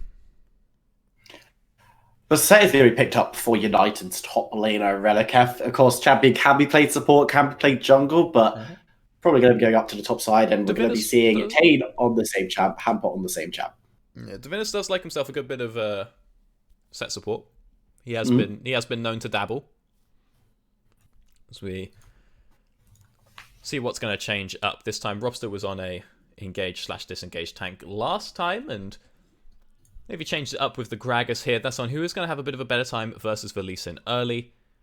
But other than that, it fits a pretty similar role to the Sejuani, but will be a little bit less tanky later on. And what I want to see from Robster this time around is, last game he was just like, he was indecisive. Not only in individual moments, like with that dive bot, but also, there was a time he was in a really good position to get landed in for a gank bot, and then he recalls, and then he sort of like runs mid, gets to the tower, turns, cuts, runs through his jungle to bot. And you think, if you either don't recall, or if you recall and sprint straight bot, that's 2 kills, or, a kill and some sums, or whatever it's going to be. But because of the way he was like, okay, I'm going to recall, and now I'm going to go farm my top. So, well, actually, maybe something's going mid, and, okay, no, I'll go bot. And it's like, that cost like 20 seconds of time that was enough for the opposing bot lane to escape. So, just want to see a little bit more snappy coming out from most of the United squad, because that seemed to be the big benefit for London in the last game. Maybe a second round of bans with the Lulu being secured for London. Yasuo being taken on the table. Again, we've seen what could well be the junglers and the bot lanes if set does go down there, but of course, Yubi is still on the table. Is Divinus the kind of player who would look for that Yubi pick for the Ezreal as well? He's the kind of player that if he picks Yumi, I know where he lives. Okay, I don't, but like, close enough. He's somewhere in this city, and if he picks Yumi, I will find him. You're not going to break lockdown to tell him about some things. Yumi. Are like, I tell you what, if the coppers turn up and I say, well, he picked Yumi, they'll be like, oh, my mistake. Go right ahead, sir. Right ahead, sir. I'll join, Ezreal Yumi does not seem like the Divinus Harry the Machine type of lane. But, Could go either way. Maybe we see a bit of So, Ezreal. We see a bit of the Braum even. Ezreal Braum type lane could be going pretty nice there, especially versus that Aphelios Lulu. And yeah, if the Ornn is going to be the pick here as well, that's a champion that's going to fall in very nicely to this comp for the side of United. And with London over on the red side, of course, they will be giving that counter pick over to Wins, so interested to see what he'll be pulling out in the middle lane. But with Renekton locked on in, that is going to guarantee that will be the set support, unless there's some shenanigans with the Gragas. What shenanigans with the Renekton mid? No, it's going to be the Akali being locked in as well, which does confirm the set support. You'd hope. Well, but we've seen stranger things coming out. Jungle Gragas support, but it's unlikely. And I do not rate set support versus the Lulu. And I don't know how well I rate it with the Ezreal. Talk me through your thought process. Why? Obviously, I don't need the explanation of why I don't rate it into Obviously the Lulu not. particularly. But with the Ezreal, why is that not a lane that you particularly like the look of? Well, with the Ezreal he's pretty safe. He's pretty hang back, just farm, just vibe. You know, obviously you can play a very aggressive Ezreal, and we'll probably see that from High the Machine. But as the set, you kind of want someone who can go in with your burst, and really you have to be playing versus a melee champion, I think, because otherwise you're going to have a really hard time just trying to get the gaps closed. And you think the burst is pretty decent. You know, if Set runs up and he hits on someone, then yeah, sure, the Ezreal can land off like a WEQ and have a good time. But I don't see that happening in this matchup, and so I see that the Set is going to be pretty weak, and he doesn't offer anything to disengage with the Ezreal. You know, Ezreal's going to get out, and then Set's going to be left alone. You know, you think it's like Ezreal Braum play off each other, because Braum will block a CC for the Ezreal will jump back, Braum will go with him. Similarly with like Thresh or something, or you know, Yumi can get the Ezreal out, and Ezreal gets her out too. They're very coexistent like that, but the Set doesn't offer the same. This is why you'll see Ezreal in defensive lanes, but you'll never see him with a Kench, because sure, Kench can get him out, but Ezreal can't get the Kench out. Again, Set in the same boat. Should have played Kench top anyway. So Phase Rush Kench, Swifties, you eat someone, and then just boom, you're under 2 towers. Like, I've been people watching been a sleeping lot on it for of 5 years. That's all I'm saying. I've been watching a lot of Kench top gameplay recently. You're a tier 3 Watley sub? No, but I know a lot of people who are. And they've all been like, oh, Watley climbs with it, so maybe I will too. Less than you'd think.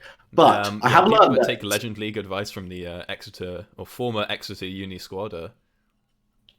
That's not really how it works, lads. I mean, that whole squad shouldn't have been as good as it was, but it was. It shouldn't work. It was a whole lot of shouldn't have worked. It was a glitch, all right, guys. Yeah, but Tompkins actually wins a lot of 1v1 matchups that you wouldn't necessarily expect him to win. Yeah, no, he's really broken. Just because at level 1 he has a 2-second stun.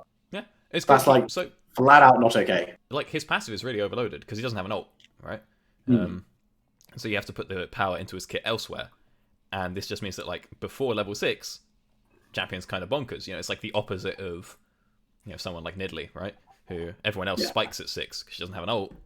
Well, no, it's the same as someone like Nidalee, yeah. Like, she has her ult level 1, so she doesn't really spike at 6 like other champions will. But Kench, ever since they moved his passive, like, off of his ult and onto his passive, he just beats people down. And he got, like, a fair few nerfs here and there. But it turns out being able to double your health bar in a 1v1, pretty useful. You know, having a 2-second stun, 80% slow, pretty useful. Again, with his W being pretty useless in a lot of situations in the 1v1, they have to put power elsewhere in his kit, and he just becomes like this huge machine. So, okay, it's not a champion that's in this game. No, absolutely not. But you know, sometimes you just gotta talk about champions that aren't in the game a little bit. But a couple of champions that are in the game, and something we mentioned in the champ select in the first game that I want to go over a little bit is the Cassidy on wins. Yeah. We talked about that potentially being an option for him last game. It wasn't something that was picked up, but this game is going into the Akali, which is a similar champion to what we saw as Yupwolf play in the Z. And Yupwolf had some very good moments last game. Yeah, and Wynn's Kassadin is pretty iconic, and he has actually got the choice of matchup now. And the thing about the sort of Kassadin versus Akali is, this is a Kassadin versus a AP melee champion. That's exactly what he lives for. But Akali does have some pretty insane wave clear in the early stages. So although the Kassadin is going to get a very good time later on. Really early, Yupwolf is going to have just prio for days, and we'll have to see if that's something that Robster is going to be able to use in order to, get the team going there. Because when we look at these comps, we've got Aphelios Lulu bot, Kassadin mid. This is big scaling, especially with the Ornn as well. And the Lee Sin has been picked up by London here, and what that kind of means is the Lee Sin's job is to get the team to the late stages, right? To sort of tide them over.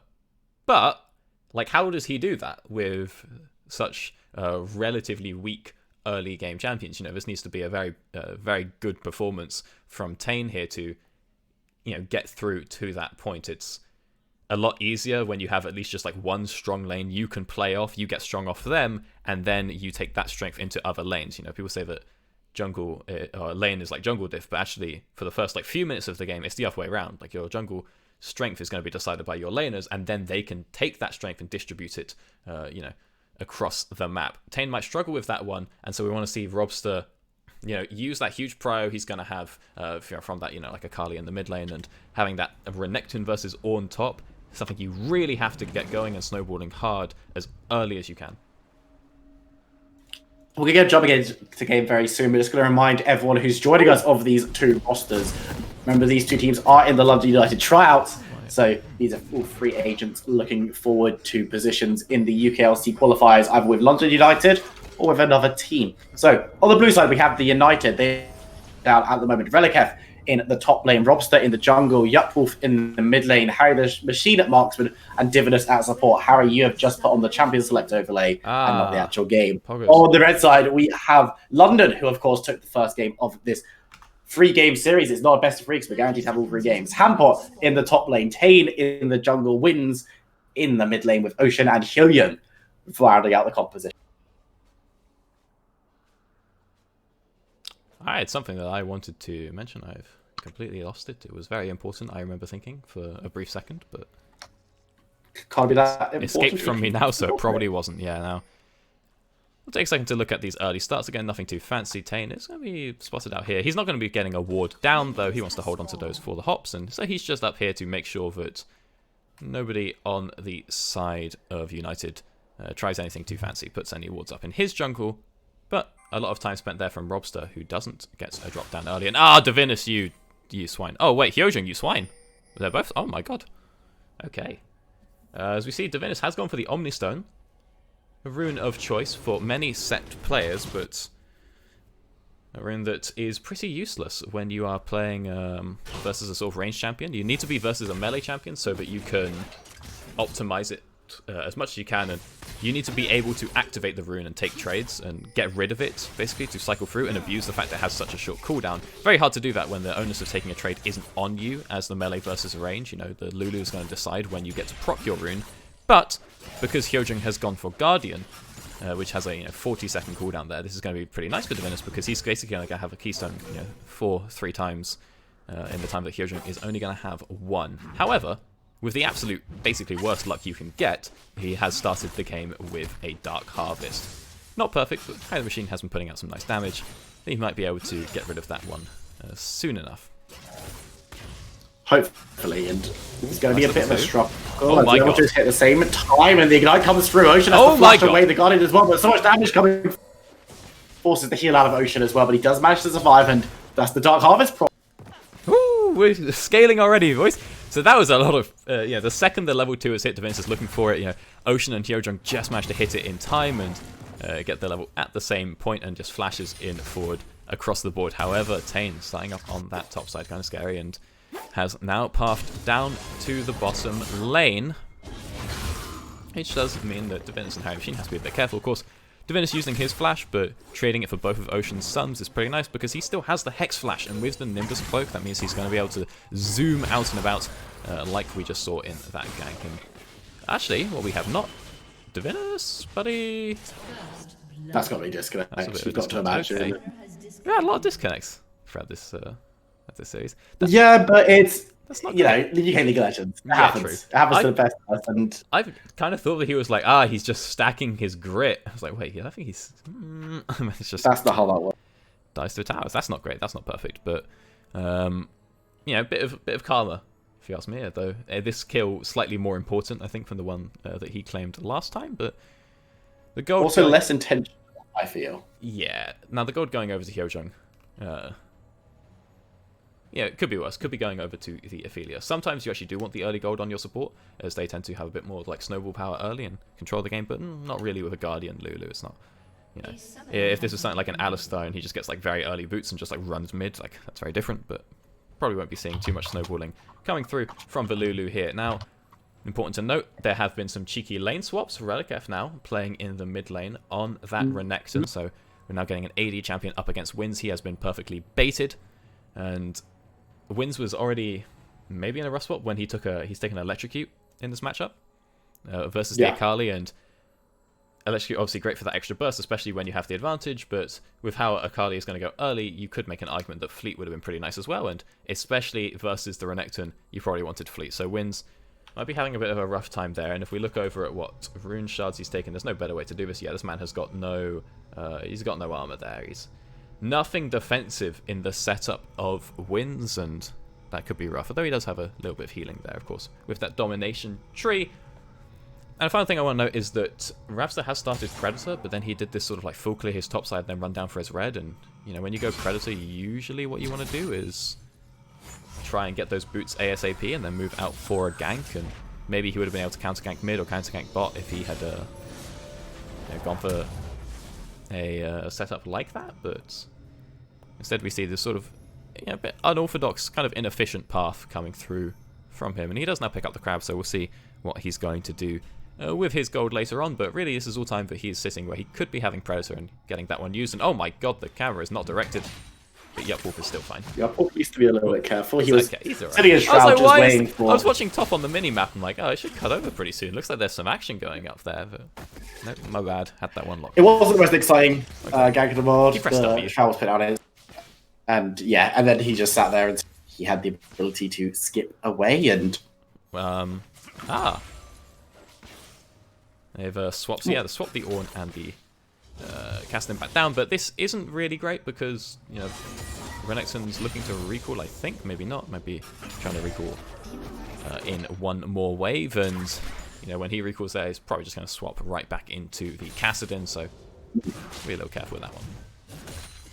Kiyos peeled on the minimap to where champions are going to be placed. Lisa looking towards mid lane, Tane going to try to come in and assist Hampot. Relikef moving down towards the bot side, knowing that his jungler, while Krugs is still going to be able to respond, and no kill secured in that play. But of course, 5 minutes, one kill being picked up off a disconnect. Sadly, Relikef going to take a decent amount of damage. Hampot looking to turn it, but won't be looking to dive fully as he wanders away.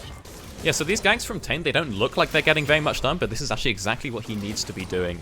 Now, like I said, they have the sort of weaker early champions across the board, and as the strong early game jungler here, you're not really going to be able to get the snowball going that you want, so what he's doing instead is he's running around, he's pranking people, which in this case it means a pressure gank. So he's, as we see there, he just comes on in to chunk out Relikef, force him off the wave a little bit, and that means that Hamput can get a push going, you know, can get that nice chunk under the tower and force the Renekton out of lane whilst also getting a recall for himself, and he's taking the wind out of the Renekton's early sails. You know, if it's versus... whoever he's against, he's going to be winning. This is really good for the Renekton, and so... Tane going towards Harry the Machine, forcing the flash away. Oh, hang on, what's going on over here? Robster's trying to get the dragon. It's very low! Will be able... Oh, he no! won't be able to secure the dragon. He'll be able to secure the kill. Dividends has the Hex Flash away, but he's going to be followed by Tane, who's able to ward hop on the blast cone. Won't separate them at all. Yo-Young looking to turn up, but Yup Wolf as well, being that there's not going to be a second kill there, but... That was disastrous for United as London picked up the objective and another kill. Will, you want to do a fact check for me if you want to run the instant replay on this one? Because okay. I think that Tane killed for Dragon with his smite. The Q like went through and then just he killed Robster, like because the Q hit Robster. Is that what happened? Or? That is absolutely what happened. Oh, yeah, hate to see it for Robster. You love to see it for Tane. That was pretty slick. I thought what had happened is that Robster had smited the Drake early for health, and then Tane had killed him. Had like last hit it with the Q, which would have been pretty rough for Robster, but it looks like Tane wins the 50-50, nabs that kill as well, blowing sums across the board, so good times for him there, stealing that Drake as well. just looks like there's a lot of very low health early dragons in this series. Yep, Wolf level 6 here. Maybe okay, but of course Carly can't escape so easily. Now has to use the Shroud, trying to get away. Wins! Will just cut her down where she stands. A third kill in the game coming in for London and United. Not the best start so far. London do not have 4 wins. Apologies, lads. No, they've won 4 times. In this 3-game series, they managed to pick up a 4th. And that was off the bucket. So, you know. That would be pretty good. That'll be that doesn't play. But, yeah, Tane all over the place, finding out kills left, right, center. And, yeah, Wolf not quite able to escape out of that one. In fact, the Electrocute being the one to last hit the kill inside the Kali Shroud. So, what do I know? That rune working out pretty nicely for wins now that he's back in the matchup that he wanted.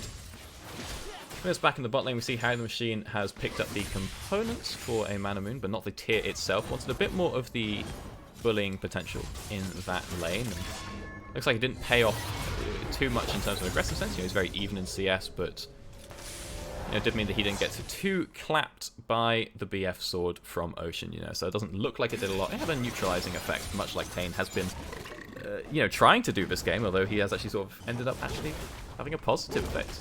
So, you know, we take those.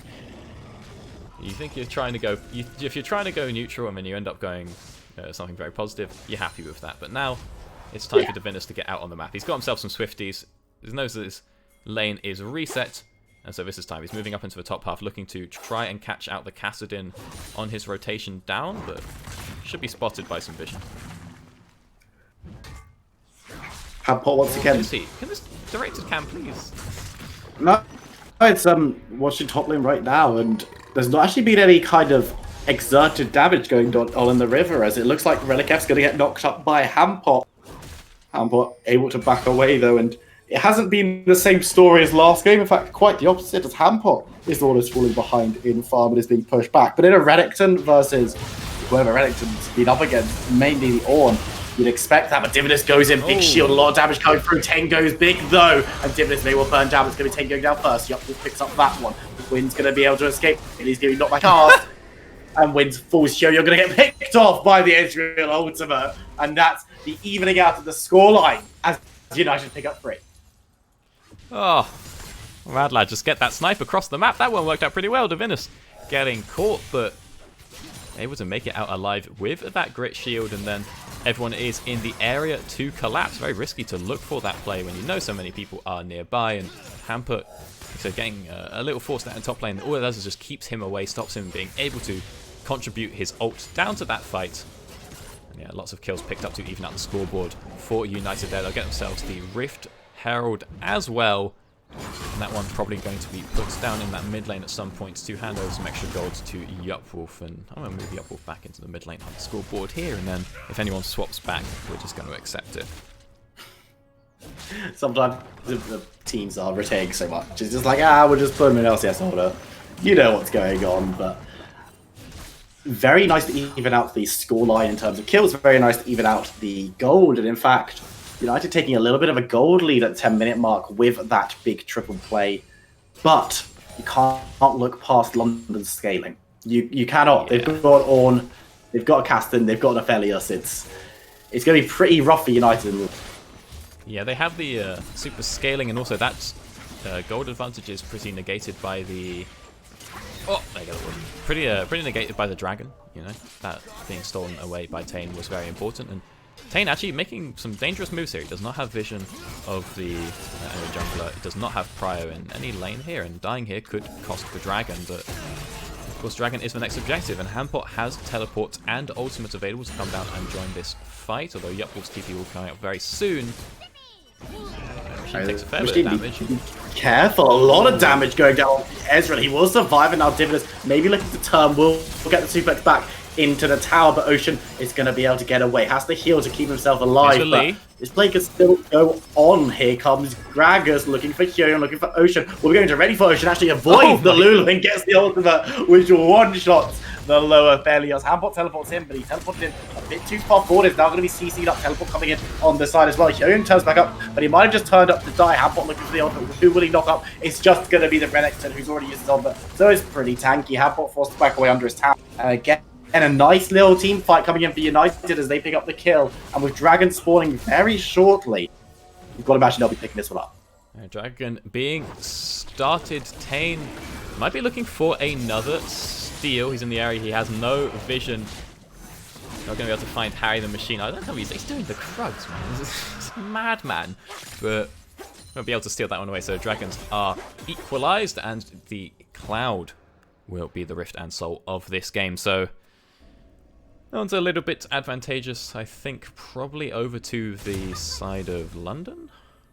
Obviously, having a Kassadin with Cloud isn't great. He doesn't really use the Soul, and he doesn't use the CDR component of it either. But I think having that extra movement speed just on the Aphelios and on the Lee Sin when you get the Soul is going to be really, really nice. However, as far as individual shards go, the CDR itself probably best going to be used by the Akali and by the set. So both teams obviously going to be looking to grab those Drakes if they can, and we have Winds scaling up in the mid lane, building up towards that Archangels. Like you said earlier, a lot of scaling on the side of London. United need to get the strong early lead, and right now that's not exactly happening as much as they would like.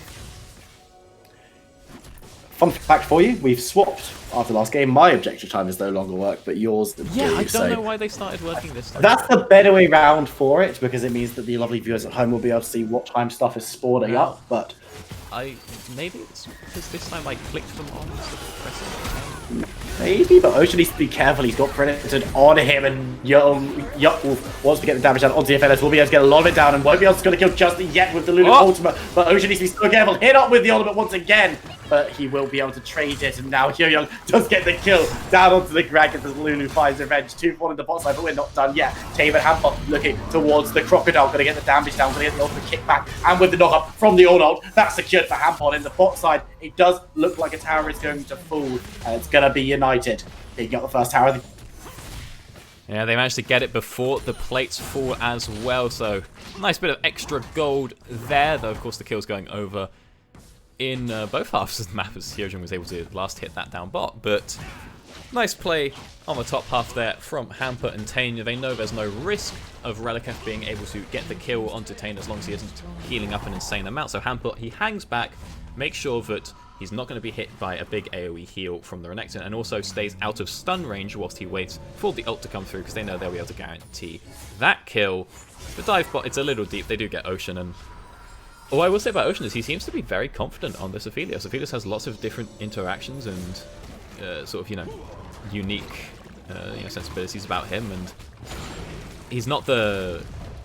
It's not like the most on the fly, because sort of all of his guns work with each other too well, but still knowing those interactions and knowing the sort of best way to play each situation, very important part of the champion. And we can see multiple times Ocean in both games has been just ready with the right pair of guns and using them the right way. The way he chunked out Ezreal earlier, or some of the team fights we saw last game, and even just there, the way he was playing off with that flamethrower works out very well. This is a man confident in his Aphelios champion.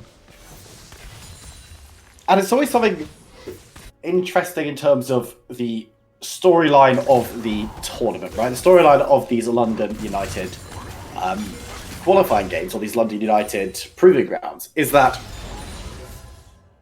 we've seen some of these players play the same champion twice, right? We've seen it from Tane and we've seen it from Ocean. In game number 3, what's the situation? Actually, we're going to see a fight coming in as Ocean going to get instantly deleted under tower. He's still alive, he's still healing, but he will go down, and the damage coming through. Robster and Harry the Machine are going to be able to get out. Dividends is very, very low. Wind and Tane now maybe looking towards a re-engage. We're not going to be able to find it within the minion wave, and both teams forced to back away. A pretty free dive, but actually this one might not be done.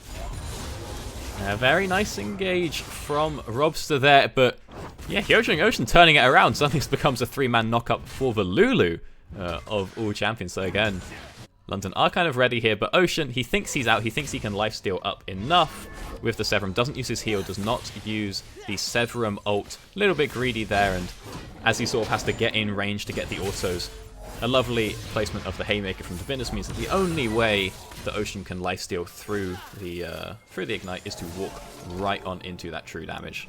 Ocean a bit scared to use the ultimate there to stop himself autoing maybe, so ends up going down. Plays it a little greedy, but yeah, nice from Divinus there. Was a little bit greedy between friends. It's fine, and both teams score 6 kills apiece at the 17-minute mark. A bit of a gold lead for United on the blue side, but it's not very much when you consider, as we always mention, the all items are going to be giving fat stacks to each champion as he levels up. Hampok going to be starting giving those out in just a couple of levels' time, and when that happens, this kind of 1k gold lead, 1.3k gold lead, it's going to be negligible to say the least. But another dragon is not negligible, as it looks like a second's going to be picked up for the United. It's the first cloud. Oh, big steal. Big steal, Harry the Machine. Okay, never mind. It's close. It's not going to be secured. It sounded close. Yeah, it did, but that's going to be Richard traded over for the dragon and going to be picked up by Tane on the Lee Sin. Not going to drop that immediately, but a lot of damage coming down onto the mid tower. United trying to pressure this one down and open up the map by taking it out.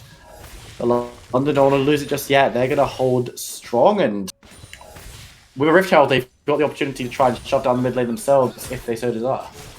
Yeah, they shouldn't, probably shouldn't need it for this tower, but Ezreal, not known for his turret taking capabilities, even after his W got reworked, and they may just deploy it for ease of use to really guarantee getting this tower, but if you can hold on to it, you can use it to try and go for that second turret, and they've got a long time before it goes through, and I realise now I'm talking about the wrong goddamn team. But I was confused, I was like, yeah, I mean, wrong team. what you're I was saying so is excited from Harry the Machine getting the big snipe, and I know. Harry Machine not got that one. Yeah, so the towers will be traded back at some point, although Tane does want to get rid of that Herald pretty soon, because he wants to be using his trinket, of course, for the nice little wall hops there. Now, a bit of a bone to pick with Hampert here, is I thought he was going to change his ways when I saw he picked up a cloth armor, but he actually turned that one into some ninja tabby, and this man is going to be playing that Ornn in the side lanes. He's up against an Akali and a Renekton.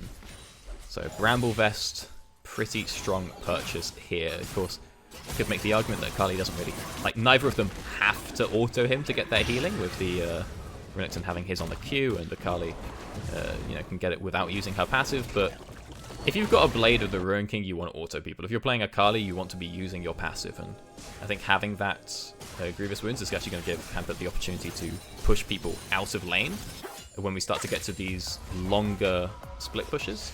So I kind of want to see that one picked up pretty soon as we get towards the Baron spawn.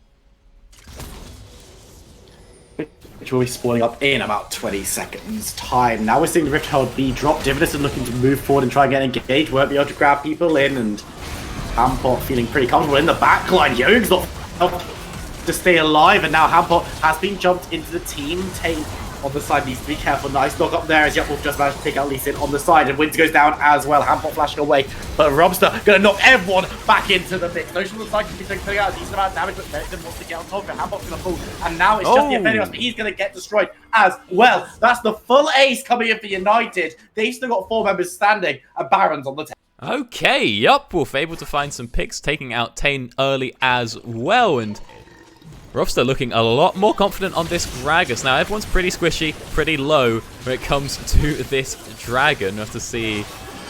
It shouldn't be too much risk. There's a honey fruit there for anyone who needs it to pick up, but Robster is going. He's getting there. They're all getting there, but Harry the Machine, yeah, he has enough DPS to pick this one out. Blue team is slaying the Baron Nashor. Divinus even manages to get some of it as well. So that's all well and good, and this is. Apologies for that. This is pretty good for the United side. Get a quadra kill, get some kills onto Harry Machine, who is now sitting on his 2-item spike of the Muramana Triforce, and perhaps looking good on this Gragas, at least from a mechanical perspective. Paris be secured once again for United. Second time within this series that they've done so. This time in more auspicious circumstances and will put them in a better position. It's a very early Baron, which means that it's going to be much harder of this London team to deal with because they're not going to be able to break through these Baron of minions quite as well. And if an inhibitor goes down at this stage, it can become a real threat. Yeah, it's going to be pretty dangerous losing that inhib now. If they can just push through the mid lane here, try and take down Baybash Tower, they won't be getting the inhib, you know, rapidly, but the dragon is on the table. Ooh, Kali doesn't have the E. Has to be careful, kicked out of the Shroud, going to try and get back into it. We'll be able to jump back into it. The from the Order won't keep him alive though. It's traded 1 for 1 as the mid tower will be secured by United. Looking to press forward to get some damage down. Wins almost annihilates Gragas, but he's a little bit too beefy at this point to go down to 1 rotation. And Harry the Machine putting out the poke, keeping people away. Ocean needs to be really careful. Hyoyoung as well, and this Ezreal pick's doing lots of work, looking to push forward and break open the base at the 22. Now we're seeing just huge 2-item spikes across the board for the members of United, and they are using them well. You know, we've got the Murmur Triforce on Harry the Machine, Gunblade and Liandry's for Yupwolf, especially when he's in a side lane, versus the Ornn. That's going to be absolutely huge. You know, Blade Cleaver, Zhonya's Runic. It's all good for the United boys, and they're able to just use the Baron, push through towers, do lovely amounts of poke there with Harry the Machine, and they secure the dragon as well. Honestly, I think that Yupwolf actually could have probably won the 1v2 up top, just because he he ulted a bit too early, and you know, auto gave himself away inside his Shroud, which allowed Hamput to actually get the auto off himself during the knockup, get a lot more extra damage. I think maybe if Yupwolf just plays it a bit slow, a bit more controlled, he probably still gets hit by the Ornn ult, but he doesn't take the extra damage and the extra brittle proc, and that way he could probably actually end up winning that in a 1v2, but at the end of the day, he still drags people away from him, draws the pressure, gets the 1 kill, and allows the mid laners, or the mid squad of the team to push up, and the dragon is secured. He just does hand over a hefty shutdown in the process. That shutdown throwing over towards the gold lead, which is mounted significantly for United roster. And at this point, it is to the stage where, yes, the order items will be able to bring it back. Yes, the scaling will be able to bring it back, but it's going to take time. Is he hitting those levels before bits of your base start falling off? And at this stage, is looking less and less likely. Hampot, this game be much quieter than he was on the Aatrox last time around, and maybe try to show his range of champions, but this game it hasn't quite worked out. So yeah, the issue here is that now that London are so on the back foot in this game, Hamput isn't really able to get that like sort of solo XP that he needs. Wins is getting a little bit, but it needs so much more to truly take over as that Kassadin. And I want to go back to Hamput's build. What I was saying is he's started going for this, you know, this Abyssal Mask, but it's taking him so long to get the gold to finish it, especially when it has such a high combined cost, that he's getting absolutely shredded by Yupwolf, especially with Yupwolf having that Liandry's finish as well. And so it sounds counterproductive, but I think his magic resist is so low at this point that like he had to get the Bramble Vest earlier, so he could be at a point where he could contest Yupwolf at least in the 1v1. Because he didn't get it, Yupwolf was able to finish the Liandry's, and then the fact that there's a little bit of magic resist on Hamput didn't even matter, as Yupwolf can now just run him down. So that sort of early mistake from Hamput, not making that investment, has really cost him a lot, and now he's struggling to get the levels that he's going to need to upgrade his teammates. And on top of that, Wins is now in a sticky situation because he has to choose his next item to build with that Ornn upgrade in mind. You know, you don't want to be finishing your 3rd item and then realize that you still have nothing that your sort of, you know, top 2 carry can actually have upgraded. And with the Rabadons is usually the way you go here with the upgrades. But will he have the money to finish a Rabadon? Yeah. It's a lot of cash. He's going to need to really clean out a fight to get that one. The components are so expensive. Really, all that Wins is able to do right now is catch like 1 wave at a time, which is fine. But as we see here, members of the United squad are actually, they catch the wave and then they catch jungle as well. And so Wins is not going to have that huge level of income that they are going to have. He might not be able to finish the Rabadons itself. And so maybe he goes for like a Zhonya's next item, but Wins kind of needs to be a pretty big carry in this situation. We see he got the Rod of Ages at 20 minutes, so he picked up the early Archangels to get that sort of strong spike, and then the game started not going so great, and he had to change it and get the 20-minute rod, which is pretty rough. He hasn't got that fully stacked. The item's okay as it is, but now from what we've seen of how the game ended up playing out, it would have been significantly better for Wins to just get the tier, then the rod, and then the Archangels. Going for that early snowball has not worked out. No, then. London have weathered the storm in their base. They have kept all of their inhibitor towers up, but they've lost everything else, including large portions of their jungle in the process. And you can see that almost 9,000 gold lead. And while it may have looked like United weren't really pressuring as much as a lot of teams do when they have Baron, they were gaining such an advantage in terms of gold that they're now going into this next Baron situation with item advantages across the board and being in such a stronger position that, yeah, Ocean's got Molten Edge, but is it going to save him from Yuck Wolf? I don't think. Are they going to try to steal the Baron, actually? Robster going very, very low, has to back away. Divinus could look to tag this one up, but Tane is in the wings, and we've seen this guy's very capable of stealing up. He's got it, boys! Will he go for it? He's going to it, he's going to steal it away! Divinus is going to get the kill on him, but it does not matter, as the Baron is denied, and Tane might have just kept his team in the game. Of course, he's now going to be dead, and the Dragon will surely be going over to United. This is going to give them Cloud Soul, but that's a massive spanner in the works for United. Now that is absolutely huge. This Cloud Soul is not going to do enough to help break through that Baron and break open the base. It's going to buy so much time for the scaling side of London, who now can pretty comfortably sit underneath their Baron wave, because this Cloud Soul, how is having the the movement speed boost going to help you clear a Baron wave? And the ults here, okay, we're going to have Harry the Machine ulting more often, which is already not doing great damage to minions, let alone Baron empowered ones. And it's like, well, if Robster's using his ult on the wave, then suddenly you're in a sticky situation if Wins ever gets going, because Wins is now level 15. Divinus not ulting waves. Likewise, Yuppwolf and Malekith probably not as well. So this Baron is going to buy just so much time, so much gold, and so much XP for the London side. That's pretty nice. However, what is worth noting is that having the Baron will actually make them sort of auto-push, just by the fact their minions are going to be stronger. And if that's something that United recognize, they could try to make a pick off of that. We can see Wins very far up out in this lane. He is being shadowed by Tane, but with the amount of movement speed that is coming out from the United side, not only moving through the Cloud jungle, but also having the Cloud Soul, it can be dangerous for the London squad to push out any of these waves. Divinus moving around the jungle so quickly, as you say, and he's got the zoomies. He's very speedy, but Wins almost towards that Rabadon's death cap now, and you were saying it needed to have a big push, and while London were falling further and further behind, Wins is only a couple of K down on the Akali, which, not brilliant, but being able to pick up that Rabadon's death cap and getting that upgraded, you've got to imagine next, because there's nothing to upgrade on the Lee Sin currently, and you're not upgrading the Redemption on Lulu before you upgrade your mid laner's items. So Redemption, the worst one. I mean, what else is Lulu get?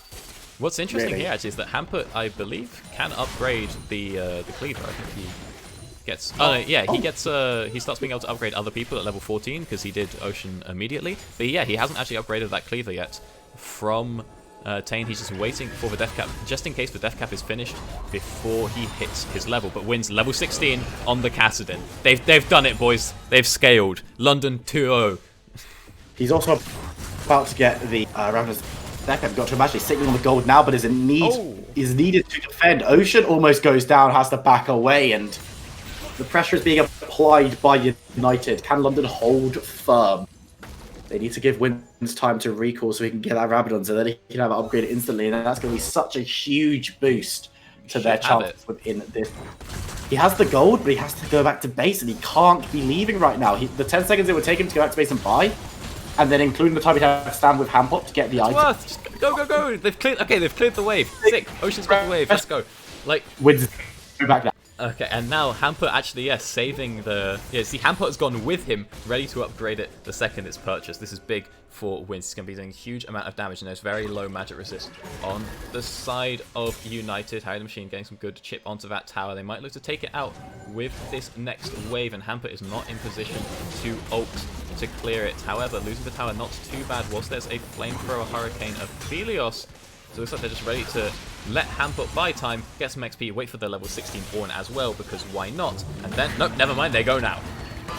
For the engage, knock up onto no one from the Ornn ult, but Hamper still charging forward. Going to be forced to back away in shame. Oh no, Tane. Oh, buddy. He's taking a lot of damage, looking for the kick, won't be able to even land it as he does get out. Look in the back line, so much damage coming through. The Akali is trying to rip through the Ocean, will be the target, but he's going to go low, staying alive using the redemption, but does get cut down by the Relics, and Hamper thrown back towards the inhibitor. It's not going to matter. He's going to go down. Everyone except Wings is going to go down. And yes, the Castan has scaled, but he hasn't scaled more than all the members. He's got his ult stacked. What's he got? He's looking for damage. He's not even going to be able to get a single kill. He will be able to get one, actually, as he does take down the Gragas, but it's not going to be enough as the second Nexus Tower falls, and we even up the series. What a...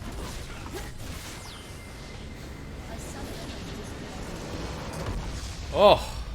Woo! The series United able to even that one out, so we were going to 3 games regardless, but now we are going to 3 games, and Wins. He finally hit the level 16, but just wasn't ready for that fight. You know, if he'd maybe one hit Harry the Machine there, he'd have a good time, but you know, with the stun very ready there, okay, very ready from Relikef to land that instant CC is all there, and it's such a shame because London was so ready to get to that point. They'd set it up, they'd gone to a late game, they'd had... Yeah, you wonder why you didn't see Wins for the last, like, 25 minutes. It's because he was just sitting bot lane, not dying to Relikef, and he was just getting free farm and free XP, and that's something that United needed to deal with. They could have tried to maybe force a dive on him, but then with Hyojung on that Guardian Lulu, that gets very difficult. But Wins finally hits his point. Hamper scuffs the engage. Like, he aims for the person with a blink when he could just throw it against the wall of the person who doesn't have a blink and guarantee the hit. And then Tane goes so deep. Hamper is well out of this fight at this point. He's got no ult, didn't hit the knock-up, whatever. It's fine, we'll just back out. Tane has already used his W to get in, just to throw the resonating strike. And so once he's taken the Q in, like once he's thrown it, there's no way for him to get out other than using his flash, and instead he flashes in and it all goes downhill from there. It's such a shame because for 30 minutes United had managed to, you know, hold the gates, and at the very end it's all gone. But that's not it, ladies and gentlemen. We have our deciding game now going into Game 3. London and United both within 1 game of winning out on these trials and proving that they have what it's United going into the UKLC playoffs. Of course, all these performing. We'll see you in a couple of minutes.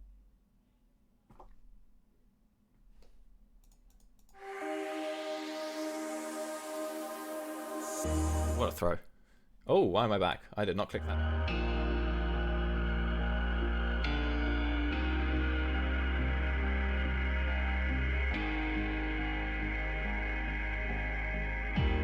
Pick it all up and start again.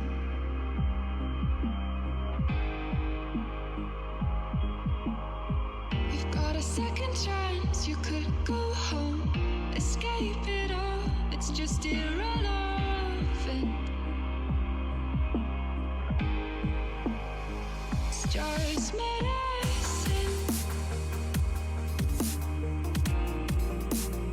It's just medicine.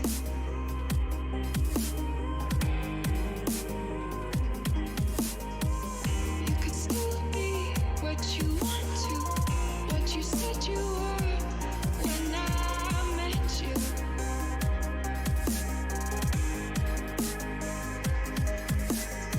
You've got a warm heart, you've got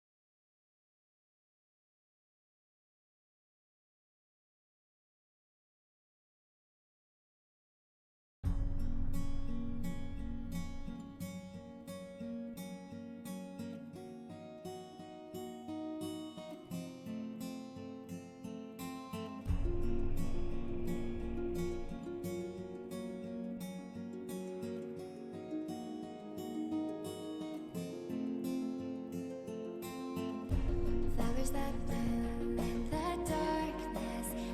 It's a sighting that is rare to come across. Nobody seems.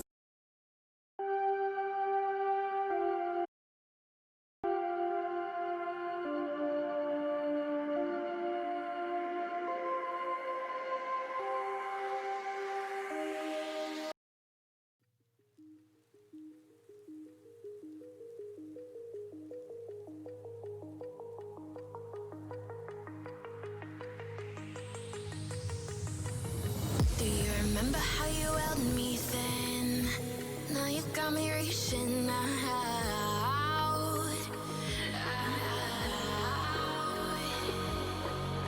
And do you see you got me falling in more times than I can get out?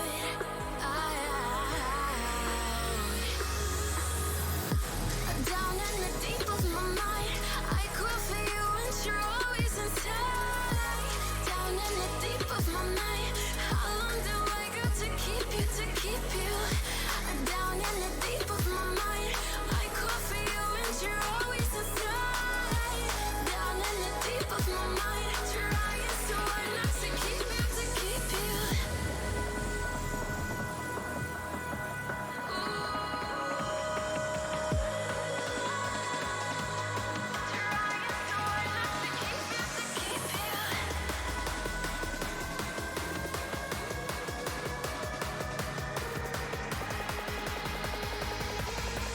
How long do I got to keep you, to keep you?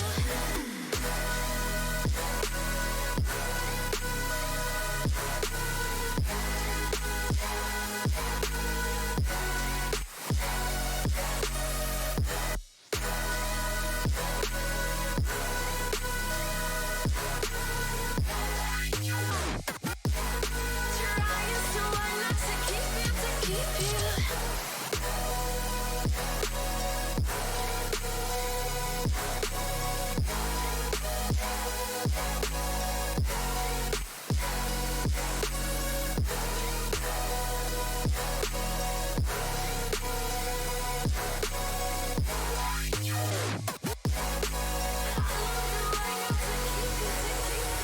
Do you remember how you held me then? Now you got me reaching out.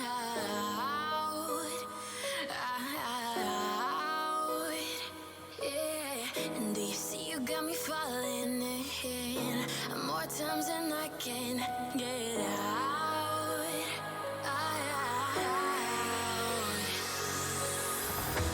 Down in the deep of my mind, I crawl for you and you're always inside. Down in the deep of my mind, how long do I got to keep you, to keep you? Down in the deep of my mind, I crawl for you and you're always inside. Down in the deep of my mind, trying so hard not to keep you, to keep you.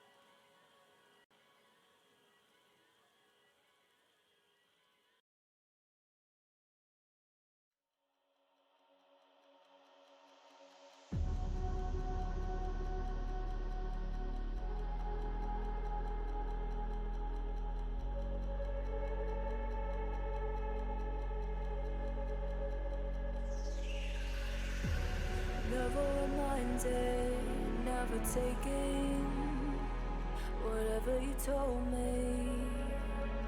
I know what I could be. Making emotion paintable answers. Tell me, is this what you made me?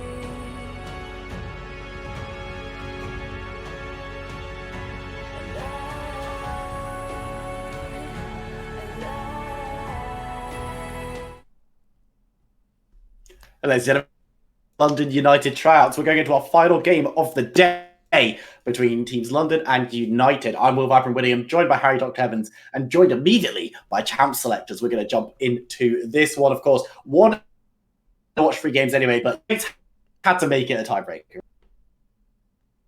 Yes. Now. Oh, it worked first time. I didn't have to press the button 7 times and then have it change 7 times. Excellent. My CPU is going back and forward. My CPU is not happy with the situation here. But hey ho.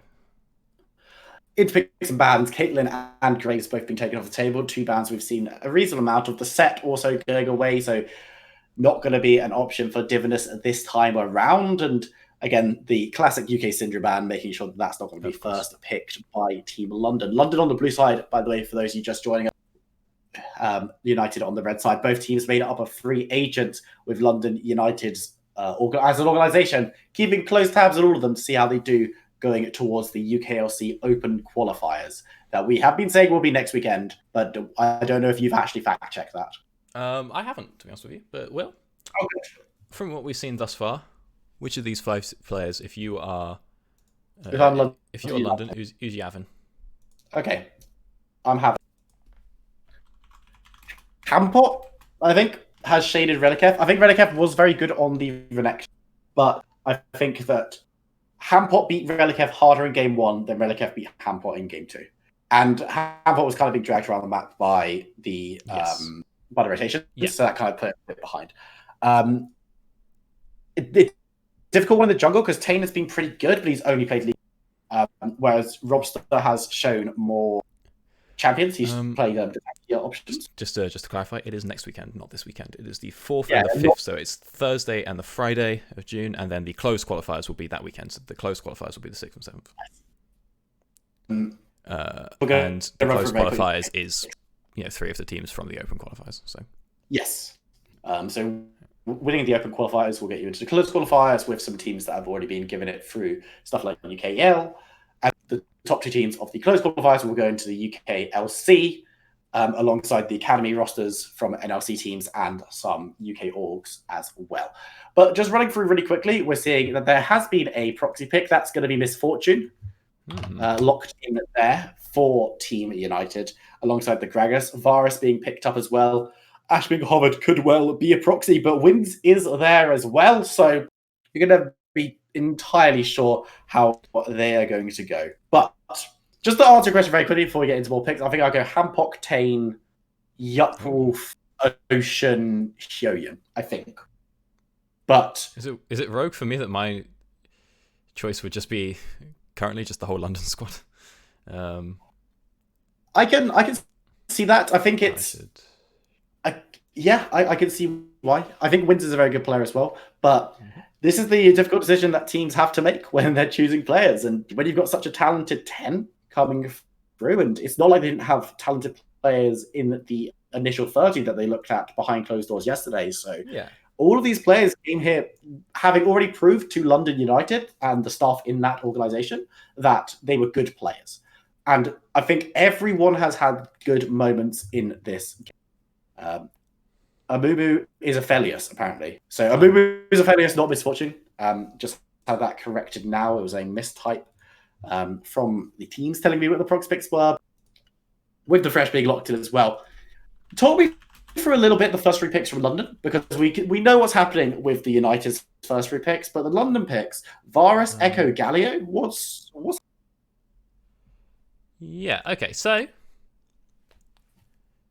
got a bit of a situation here. The Echo likely going in the jungle, although I wouldn't put it past Wins to be playing it. I haven't particularly seen him play it too much before, but as we know, the man's got a champion Ocean. Most of the time, though, the reason I haven't seen him play that is just because either like playing against him, and every team would ban Echo versus our mid because he was a bit of a one trick. Not really a one trick at all, but he was very good, the Echo.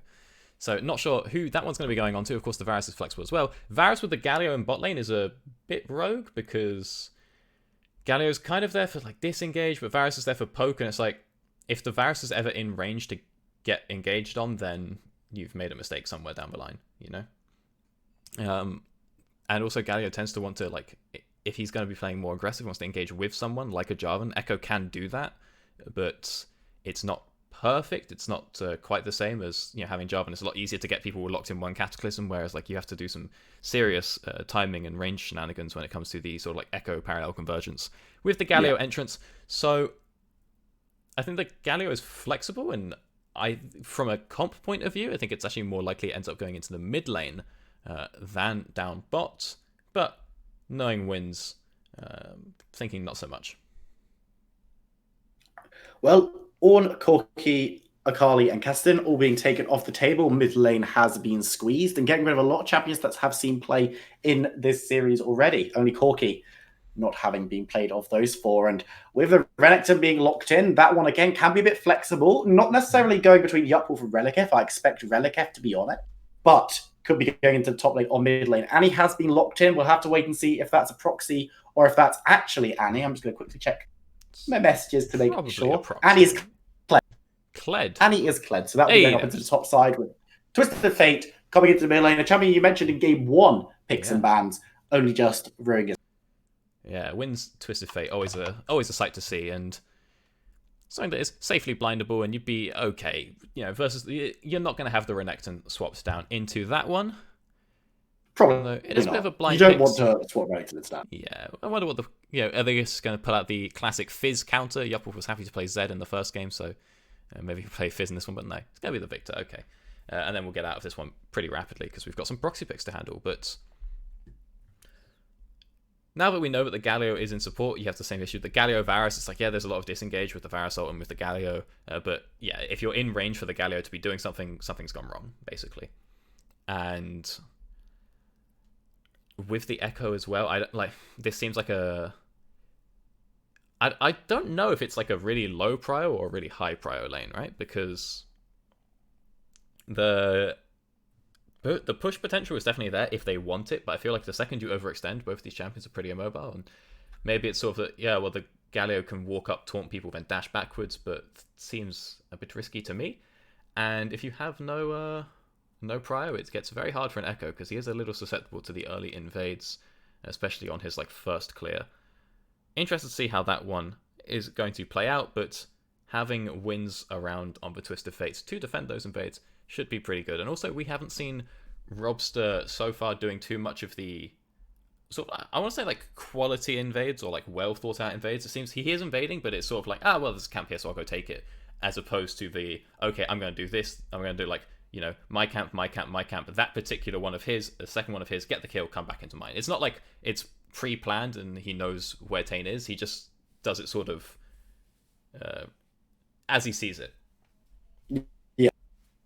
It's not premeditated invade. Yeah. Oh, I can see the enemy jungler is on the other side of the map. Let's go grab myself some gold and deny him some. Yeah, it's huge, really choreographed with multiple members of the opportunistic nabbing of. Yeah, it's this would be what I think has been the big difference here between Tane and Robster in these two games, and I think that's just going to be that Tane is, you know, he's ahead of himself. You know, he knows sort of where he wants to be, where he has to be, and he's very decisive on where he's going and what he's going to do when he gets there. Whereas Robster sort of just running around a little bit more, and you can see things like the planning with like in both these games, Robster's start like has not been indicative of what then happened in the next 3 minutes. You know, he starts Talisman and red buff on Sejuani, and then runs over and does, you know, Gromp and Blue. It's like, well, that doesn't really check out too much. And then same with the, like, yeah, okay, fine. He then goes over later and takes the chickens and whatever, you know. It's if you wanted to like be doing full clears, you could have just been doing a full clear. It's the same with the second game with the Gragas. It's like, well, he did the Predator start, or he did Predator, but then didn't look to like rush the Predator boots. And if you're playing Gragas versus Lee, you want to be having the early pressure, so you want to get out as fast as possible. Just seems, things like that here and there that aren't looking too great in that matchup. But with Tane now on Echo versus someone who's a bit more defensive, it's not able to force as much as the Lee Sin could in the other games. He does have to sit back just a little bit whilst he waits to get, 1 or 1.5 items. Maybe that's going to make a window for Robster. A little bit of breakup there, Mr. Doctor. I've been getting a lot of breakup from you, to be honest, for a while. I don't know whose internet it is. It's one of us. Could well be my end having a then. bad time. Let's hope it's mine because you're the one who's streaming the games. Yeah. But we're going to be going to game in a few minutes' time because, of course, we're going to wait for the spectator delay to come through. But this gives you a bit of time to talk through the compositions a bit more. And I know that we've just discussed it at length, but with the teams, it's good to see that everyone has been trying to show off a mixture of champs, right? Ocean had played Aphelios two games in a row, is now giving Harry the Machine an opportunity to show off what he can do on that very powerful bot lane pickup. We've got Tane going on to the Echo, which maybe isn't the most dissimilar from Lee Sin in terms of champion, but is a bit of variety. Hampot has played consistently different styles of champions, and while Relikef is going to be showing off the Renekton for the second game in a row, it's only him and Divinus who have had overlap in their champ pools in this game. So a lot of different things to look at from London United side, and of course a lot of things for us to look at because and Gragas as well. Robster is on a champion he's played already as well, but there's no one is showing that they're one trick, right? Everyone is showing that they can play with different styles and play with different champions, which in competitive play in the UKLC is very important. Yeah, being able to have that flexibility, not only in, we saw the sort of potential of flex picks earlier on, but yeah, just within your own champion pool, very important. I mean, sort of at this stage, it is kind of, let's get the basics down first. And so a lot of the time, just being able to have a team that plays one thing very, very, very good, and then you sort of make the arguments like, well, if we're good enough at this, it doesn't matter if like someone else is splitting their time learning like 2 styles, and one of them is going to be able to counter ours. Hopefully, you sort of assume there's like a increased return on your investment when you're spending all your time practicing one thing, and that you'll be able to beat the counter. However, in a situation like this is like free, obviously that like talks about a lot of practice. This is free agency. There's no practice here, and so being able to stand up to a team like, yep, I can do anything. I can do what you want is very valuable. Although I will say, not too valuable, as I had some there was a bit of a miscommunication with my team here, and that I've been doing some trials and players were listing off their sort of playable champions, and they sort of wrote them all down. And I saw like 3 players that were trying out, and the first thing they put on their list was everything. And I was like, what's your number one like comfort pick? And their first thing was everything. I'm like, okay, this guy's like, come on, you do not have, like 40 champions as your number one comfort pick. And if you do, something's gone wrong. You're probably not that great at all of them anyway, right? Yeah. That seemed like a bit of an ego thing. Turns out it actually like none of the players had said that. It had just been sort of like summarized by someone else. So we got that comedic misunderstanding out of the way. But it does sort of emphasize like being a flexible player is well and good, but like be decisive. If you're a player in these situations, don't turn up and be like, yeah, like I'll do anything, I'll fit as well. You can be like, hey, I'm a competent tank player, but like I really like playing bruisers. That's like the same as saying you play everything, but at least you're coming in with a bit more of a you have an angle when you come in. You're being realistic with yourself, which is what is important, because yes, it's important for players to be able to play because if it's League of Tanks 1 week, am I? I don't know why this is happening because you were coming out. I'm gonna check out the Discord. Honestly, it could just be that my CPU is not happy, but my Discord says it's it says it's nice and stable. So, I mean, the viewers are gonna be able to hear you anyway. Yeah, so that's kind of what we need. Frames, I don't think. So I have not noticed. So not dropped a single frame. So first time for everything. People can still hear me. It could just be Discord. It could just be me. But let's hope that it's all resolved going into this final game of the day, because it is the final, and the winner of this game will be crowned champions of these London United tryouts. And while that doesn't mean that they're going to be picked up for this organisation, if you can prove you win, and you can play quite well, and all of the players in this lobby, if you played pretty well a lot of the time, Yeah. Winning can only help you with that. Sure. Yeah, I would say I said earlier that London was my. I basically just take all the players. Maybe some swapping with Hyojin and Divinus. I mean, Hyojin has looked just a little bit better today.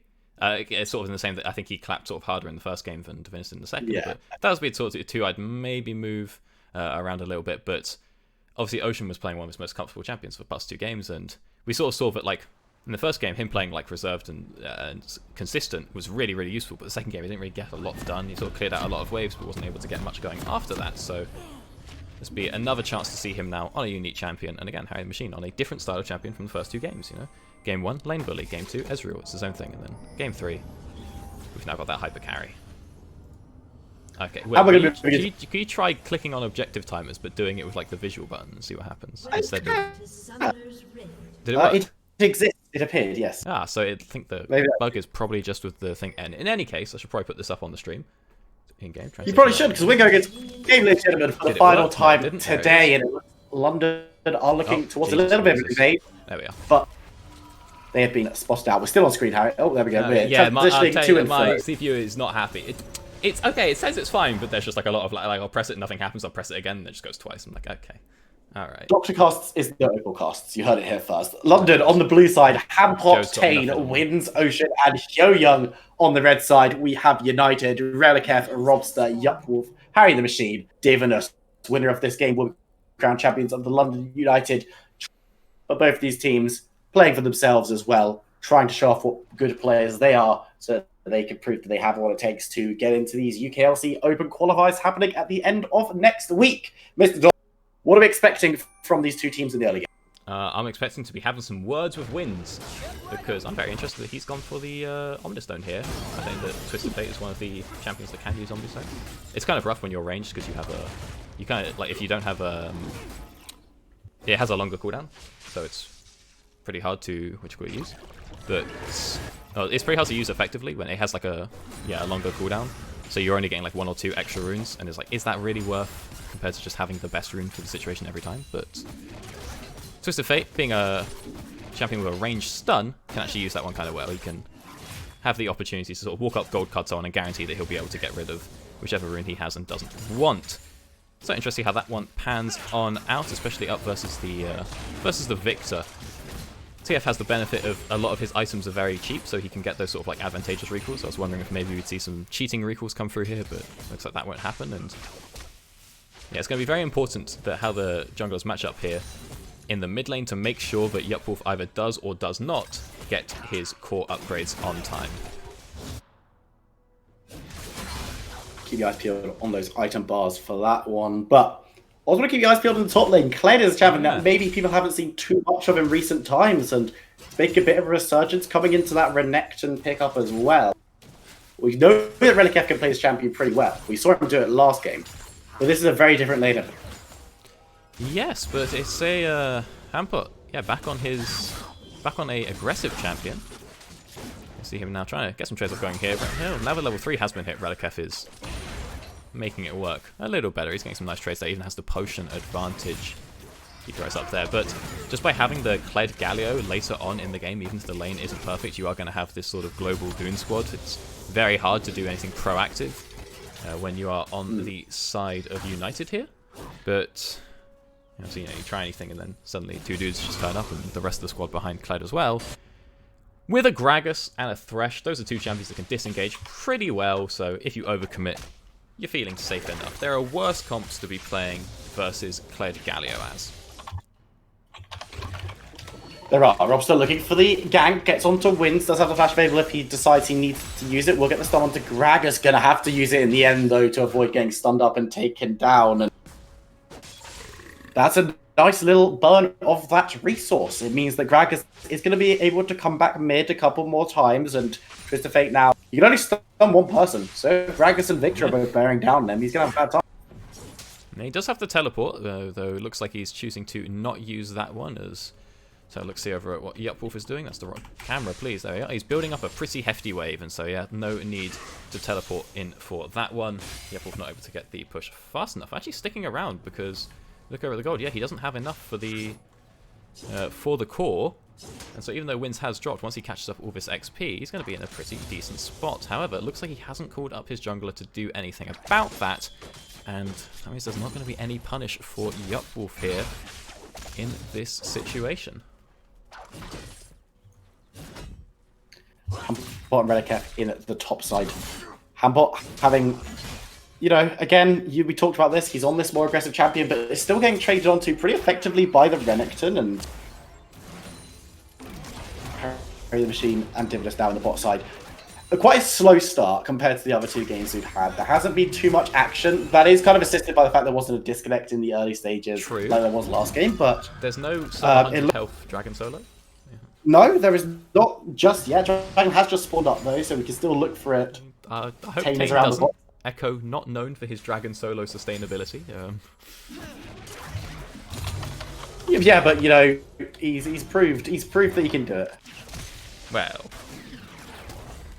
Oh no, yeah, he stole it in the second game as well, didn't he? So put that one off. Tane lurking nearby. He was spotted by the Rift Scuttler and maybe the Gragas as well. So a bit of 2v2 action could be coming up soon. But really, we just need Wins to hit level 6 and then he can look to move on out with his ultimate. However, no one's really trying to dive this bot lane right now, so even when that point is hit, not a lot of action going for the Twisted Fate on the map. We see that Yupwolf hits level 6 and immediately uses it to blow out the wave because he wants to get that recall ASAP, and when he does, that could be a great opportunity for this Dragon to be picked up here by Team London as their bot lane continues to push in as well.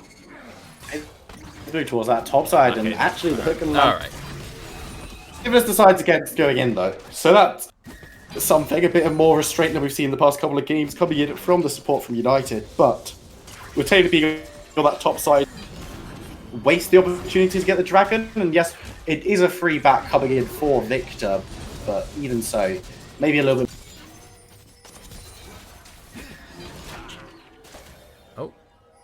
Well, either I have gone or Will Viperoon Whittingham has gone, and I really hope it's not me, boys. I'm here. You have going returned. on? Okay, excellent. You're I was talking before, was I not talking? As we're going to see Divinus get the flash play with the lantern in as well. Harry the Machine on his back needs to be kind of careful. He's pretty low. But it's actually going to be Robs that needs to be really careful. He's going to be ignited down. The heal is alive, and the damage is coming through. So much onto Wins, and in the top side, actually, we're going to see Tane and Hambot trying to dive in onto Relicef. They're not going to be able to do so as we move back down bot. But it looks like the fight has dissipated. Neither team gets a kill, but again, so many resources being burned. Wins, I was talking up your TF so much, and then he comes in with the blue card salute. It's not great. Using the teleport as well for that one. Not perfect at all. But unless he comes on through. No one ends up going down. The Dragon wasn't secured again. This is a bit of a pretty hefty mistake, I think, for London. I mean, the big thing with Victor is playing around his power cores, and you can see that when Victor's recalling, your jungler should be somewhere. You know, be ready to make moves happen, and this is sort of the opposite. This is not... Well, Robster was also... Robster was recalling with Yupwolf, which makes a very weak moment for them as a team, and this is not what we've been seeing from Tane over the first two games, where he was...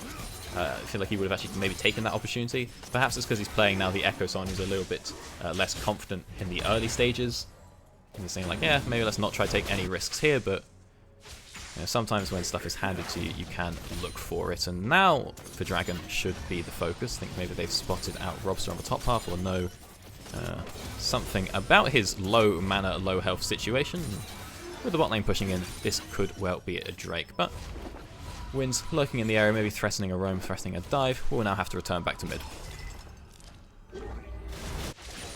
I think the point about the Echo and the Lee Sin comparison is very, very important to reiterate a little bit. Just because Tane was so proactive on taking these objectives and stuff in the early games, or so proactive in stealing the objectives in the early games, and Echo just being unable to do that might cause some questions in terms of why things are going as they are. Divinus looking for the death sentence will be able to land it directly onto Hyoyoung, but the Gallia should be able to strut his stuff away, and such an imposing figure in that bot lane on the Galio. But then coming up towards the 10-minute mark, 9.5 minutes, and still no kills to be had. A little bit of a gold lead coming through for United, but it's negligible. It's so negligible, it's not even worth mentioning further. And at these early stages, no one's been able to take neutral objectives. No one's been able to really get it going, and will they be able to do so? Top Relic will get stunned away. Has already used the Slice and Dice dash, but will be healing a decent amount with that empowered Q. Has gone bigger as well, but he might well go down. It's going to be the first blood secured, and Hampot's going to jump off Scarlet Celebration. I do finally take him out. It was looking a little scary when he popped that ult and started walking away, but didn't quite have the gap closers that he needed to get out of that one. And of course, with Winds ulting up into top lane, yup. Well, very low indeed, but the Dragon not going to be an option there for the side of London. They need to be a bit careful. Does get stunned up, has the ultimate evade. Doesn't have the ultimate available. He's going to be going down as Robster secures the kill there, and Echo dispatched for United's first kill. Able to pick up that kill quite nicely there. Nice recall time for both Robster and Yupwolf. They'll be happy with that one. We'll look at the items now. That is the finished Hex Court there for Yupwolf. Big spike for him to pick up early on. And we can see the Winds is... I've not seen this build before. I was interested by the Revolver, and he's actually gone for the Sheen as well. Winds absolutely copying my Season 4 Nidalee strategy, where I would build this every game. Because you get one really strong auto. One auto is huge. Actually, Season 5, if you guys didn't exist before. But yeah, having the Sheen and Revolver, when you pull out that gold card, it is going to hit. But after that, it goes a bit downhill. So the next step is to now build Rapid Fire Cannon to really up the ante. But looks like with the Ruby Crystal that he bought on his first buy, it's probably going to be a Proto Belt. A little bit of extra burst on top of the gold card. And, you know, it's a lot cheaper than Illudens, but it will cost you some mana and some CDR. Relic getting pushed in pretty hard by the bot lane from London, who are able to get a few plates for themselves. The Rift Herald will be picked up on the top side for United in response, though. Going to be going over to Gragas. Robster grabbed that one. And I've been impressed by the fact that no one has forgotten to pick up a Rift Herald. Because you'd think you wouldn't have to talk about it in competitive play, but if you've cast UK League of Legends a couple of years like I have, you kind of see it happen a lot. So massive kudos, especially to both the junglers, and Young has to be a little bit careful taking the tower shot on the way out because of his passive. Just doing a little bit of damage to Renekton. That's more money going in over to Ocean, who is slowly dragging himself ahead of Harry the Machine. No. Herald has been deployed. It might just be enough to secure the tower if it's able to get one more auto off. Goes for the big claw. Doesn't take the tower. Oh, but the minions! Still standing there, Showing looking to get engaged down, but Yupwolf needs to be careful, flashing away and running for his life. No one actually goes down in that fight. The tower does. Tower does. Wind's going to clear the wave. Everyone went focused on the dive. Like, no, you got to kill the caster minions. Whilst they're distracted by the Galio knockup. And oh, that's how it did go down there. And now, Tane and Galio moving through, trying to find Harry the Machine. Has his flash available. Maybe potentially didn't even need it, but with Tane looking for the stun was the safe decision to use. And now Harry the Machine has to be a little bit careful of his positioning for the next 5 minutes, or he will be able to be caught out. Hampot needs to be careful of Relic for using that Dominus, looking for the damage, and Hampot doesn't win these fights 1v1, but wins with the stun. Might just turn it around. Yupwolf coming through, looking for the laser. Not going to get too much damage down as we move forward. Death Sentence will land this time on to Ocean. That's the flash away out of the box, but the ultimate comes down from Harry the Machine. Will he have enough damage? He won't, but Robster will, as Young looking to turn it around onto the able to do so, and that's 3v1. Galio going to be trying to run away, shouldn't be able to get away from all of this CC. The play backwards, the Death Sentence, he's actually missed, but the damage from Galio, Gragas should be enough. Can they get it? He's actually going to be able to dash away. Young with the great escape. It doesn't matter too much in the grand scheme of things, but you have hoped that United could have secured that. Nice moves. Hook doesn't connect, and the Ophelia sniper just fell too short. And wasn't able to find out that kill either. So he managed to get out of that one. And this is kind of the opposite of what I'm expecting in the bottom lane. I want to see Hyojung and Tane coming down to try and dive, bring Winds in, bring Hampot as well, because one of the huge strengths of Varus as your ADC is you get Umbral Glaive, like, instantly. And it's so strong. As nice, you one-hit wards the second they're placed. You might not even have to lose the sweeper passive. And so the amount of just free vision control you end up building up around the lane, especially if you go for the zombie wards. Don't know if Ocean has. It's a bit scuffed. I'm just going to check because I'm kind of curious. What's he gone for? He has not gone for the zombie ward here. If you do go for that one, you get huge vision control. But yeah, this is now your chance that you can get hooked. Jeff Sentence will land directly onto Ocean, and the offensive damage should be enough to secure the kill as Divinus turns the damage around once again. He might have to take this one himself, but he's going to leave it for Harry the Machine. That's good discipline from Divinus on the fresh, not to grab that one with the last auto attack. And 3-1 currently the scoreline for United in terms of kills, but they haven't got that much of a gold. They're only 500 gold, and a little bit concerning. Hampot now going in onto Relikef. Dominus isn't available, just come off cooldown, so needs to be careful about taking those fights. We've seen Hampot not the best time in those. Yeah, interesting to have a look at how that one will pan out. However, the dragon is now spawned. Wins doesn't have his ultimate to come for the fast collapse here, but it's not contested.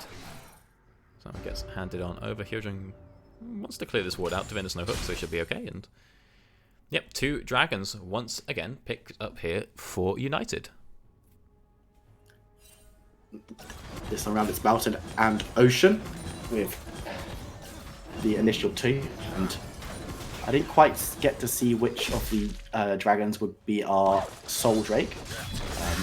I assume Cloud because the Rift isn't on fire, and move back towards the bot side. Yeah, it's Cloud. Well, I mean, yeah, perfect. 15-minute mark, 16-minute mark coming in. Both of these teams pretty easy, but United are taking the little advantages. They've got the tower advantage, they've got the objective advantage in terms of dragons, and they've got a little bit of gold lead as well. So it's all looking pretty good from their point of view, but doesn't mean the London's out of it. Yeah, it's okay. The thing is that London have this setup where Wins is... I was wrong with the assumption that he would be turning that into a proto belt. He is going for AD. I am more used to seeing Wins on the AD TF as opposed to AP, but haven't seen that for a while. But yeah, he's just going for a Triforce, which means that actually the rapid fire cannon now becomes a much more real option. It's still good on AP TF, but you tend to get like 5th or 6th item as opposed to the sort of like 2nd or 3rd that Wins will be looking for. But yeah, so one of the issues here with this London team, we're seeing now the sort of anti-synergy in the bottom lane where Galio and Varus sort of are trying to do very opposite things and very far away from each other, and Harry the Machine... Engage coming through, the ultimate comes in, but on the back, Harry the Machine looking to try and catch up. Ocean does get stunned up, but Ocean will. Oh, now Tane looking to get the damage down and chain marksman for marksman. It has been done. Now Divinus will be caught out. He's going to be caught up in the charge, caught up in the box, and will go down. That is a very nice team fight coming in for the London squad. They take it 2 for 1 and look for the tower. Yeah, not sure about that one, the fabled Aphelios flank, but we do start to now see the power of this comp that, you know, they got the second you try something versus London, you know, Kled and Twist of Fate both in your lane already. You know, they have planned for it a little bit ahead of time, and committing that teleport down from Hampot does cost them not only the Rift Herald, but likely that top tower as well. And there it is, and it's not great. It's maybe a bit of an overcommitment. You need to send all 4 people down, but you know, it's better to be, or it's usually better to be sort of like more decisive in these situations than try and split the difference. And it's like, I would rather this happens than, you know, Hampot doesn't teleport in and then they lose the bot fight. Yeah. There's always trade-ups whenever you make a play like that, and both teams did pay prices for the gains that they made, but the Dragon will be up in a couple of minutes. You've got to imagine that'll be the next objective being played for, because right now, unless there's a huge team fight that kind of spawns out of nothing, you don't imagine either of these teams are going to be able to take Dragon on spawn in their current state. So Dragon will likely be the next battleground, and you can see both of the teams are looking for a little bit of vision in the area. Currently, London have the better of it. Both teams, there's still time to go and dance around, clear out vision, and put some in yourself. And again, it comes down to vision. You've got this Varus with the Umbral Glaive. Very important to put him in the put him in the right parts of the map so that you can use that, because right now he's sort of vibing down in the bottom lane still, trying to defend this tower, but you think, well, come on, let's move it up. Let's try and take out mid tower. Let's take out top tower. Let's get some aggressive vision going up around the Baron if that is the focus, or defend the vision that we already have here at the Drake, because they go to the effort of setting these pinks down, getting that one blue ward we see above the Victor there as well, and then it's not able to be defended at all. And again, that's one of the huge strengths of Varus, is how he works with vision control, from having such a long auto-attack range and fast auto-attack animation, as well as high attack speed. He can just really clear those out with the Umbral Glaive. Neither team really willing to commit to defend their vision. Oh, we get they the are wall. willing to fight in the bot lane. Harry the Machine will be taunted up before he gets the lantern off, and Bot comes up to defend him. The fight will be happening in earnest now, clearing the backline, looking for damage. Divinus needs to be a little bit careful. Harry the Machine gets the first kill of the fight on to Ocean. Now Hampot has to run away. Relicav coming forward, looking to dominate, looking to get damage down, and will be able to take Hampot off his steed. The flayback maybe will be enough to take down Glenn. It will be, but Young Wolf is going to be looking for the damage now. Onto Hyoyoung. He's gone so low and chasing forward. Tane is there as well. Double kill coming in for the Victor. Wins is looking to get away, but the flash knock up from Robster may be enough. He's going to have to get gone to avoid tower damage, and will be able to walk away. He'll just about survive, and that's a big fight coming in for United. They're going to be able to move directly, pick up their third Drake of the game. A lovely fight playthrough there, and Harry the Machine just able to get the lantern. He's still taunted, but because Divinus takes him so far, I believe he even flashed him in with the lantern, keeps him nice and safe, and they managed to separate out the squad. See, Hyojung is now using his ult sword on top of himself as opposed to move up forward, and they drag everyone out far enough that they managed to take the fights on their own terms, and that's even without the drag assault, which is then used later on to perfectly disrupt wins and launch them into the middle of the team. And because they split it up so much, Tane is just not really in the fight at all. He's trying to decide where I'm in the top half and the bottom half, and he ends up having to go sort of around. And this is a huge window of time where a big damage threat isn't in that fight. Goldie, for the first time this game, has been extended to a noticeable amount, 2.5k. There and thereabouts. My maths isn't great, but that doesn't matter. Tane going to pick up the red buff, and United, after the first game, which they looked pretty shaky and have come in all guns blazing, winning the second, and now in a great position in the third. What can London do here to arrest the slump? Because they're losing out on the important fight. Okay, Not getting rooted up. Harry the Machine taken low, taken out. Tane picking up the killing spree on that one, and now the fight may well continue. Hyung needs to be careful. Oh, Hyojung, no, just walk away. No, he tries to dash away. It doesn't come through. Oh no. And he will be taken out by the ultimate 1-4 trade in the end. Support for Marksman. Yup will try and make it a more favourable trade for his team, but unable to do so. Divinus and Yup Wolf marauding forward into the jungle. But won't be able to catch out Tane or anyone else. The Riptide has now been dropped from United, though, looking to press through into the map. And Relikev on 2 wins. Will be able to get the study. Will be able to. Divinus looking for the hook. You've got to imagine playback first. The death sentence goes wide, but it doesn't matter because Victor's going to do the damage. And with the second charge onto the inhibitor towers, could we see United break open the bench? They don't quite have the wave that they need, but Tane has been forced very far out. Harry the Machine, however, not nearby, and so they're going to look to move on to that Baron. Tane really greedy here to stay around, try and secure what camps he can before the United squad turn up.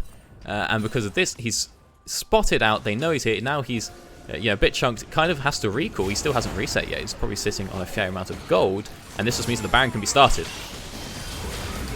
Yup, Wolf needs to be careful. We're getting taken down low and taken out in with the American style play. Hampot will be going down for his sins, so it's a 1-4 trade around Baron. Hasn't been started up just yet, but Young will be the next target. Harry the Machine able to put out a decent amount of damage, and with all of that CC, you've got to imagine the Gargoyle will go. Now, 4 members of United are still alive, but I don't know if they want to start this Dragon because there's enough of a contest. They're going to start up. Harry the Machine steps too far forward, though, and Tane should be getting the kill. Wins jumps in for the last one, the gate to get the kill, and now Relica needs to be careful. Oh, he's alive! Ocean, who's still untouched in the backline, looking towards Divinus, stacking up, trying to get a slowdown. Will land onto Robstar before one lost auto attack will be all it needs to get over the kills. We'll be able to get Gragas and Divinus trying to get away on a sliver of health. The snipe will not land this time around, though.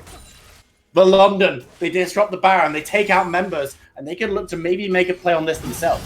And they start it up. Tane is very low, but he does have the ultimate, and now Kled is here as well. Tane, you have to... Oh, my... Okay, bit of an animation cancel coming through there from the Baron, actually. It's auto animation got a bit cancelled when it threw up the tentacle. Tane, a lot lower than he would have liked to be. Now Tampa is here to tank it, and see, Yup Wolf is here. He does have AoE. Divinus coming through as well. Will they be able to land it onto Gragas? The Divinus will come through with Divinus. No, he's going to be taken out in transit. But the Baron will be stolen anyway. It's going to be Yuppwolf with that one. And the kill, the 2-for-1. And he'll take that trade any day of the week. Why are you outside of the pit? Did he not have Smite up? Don't think he used it for a kill. Oh! Yuppwolf needs to be a bit careful. We'll be able to secure the third kill of the play though.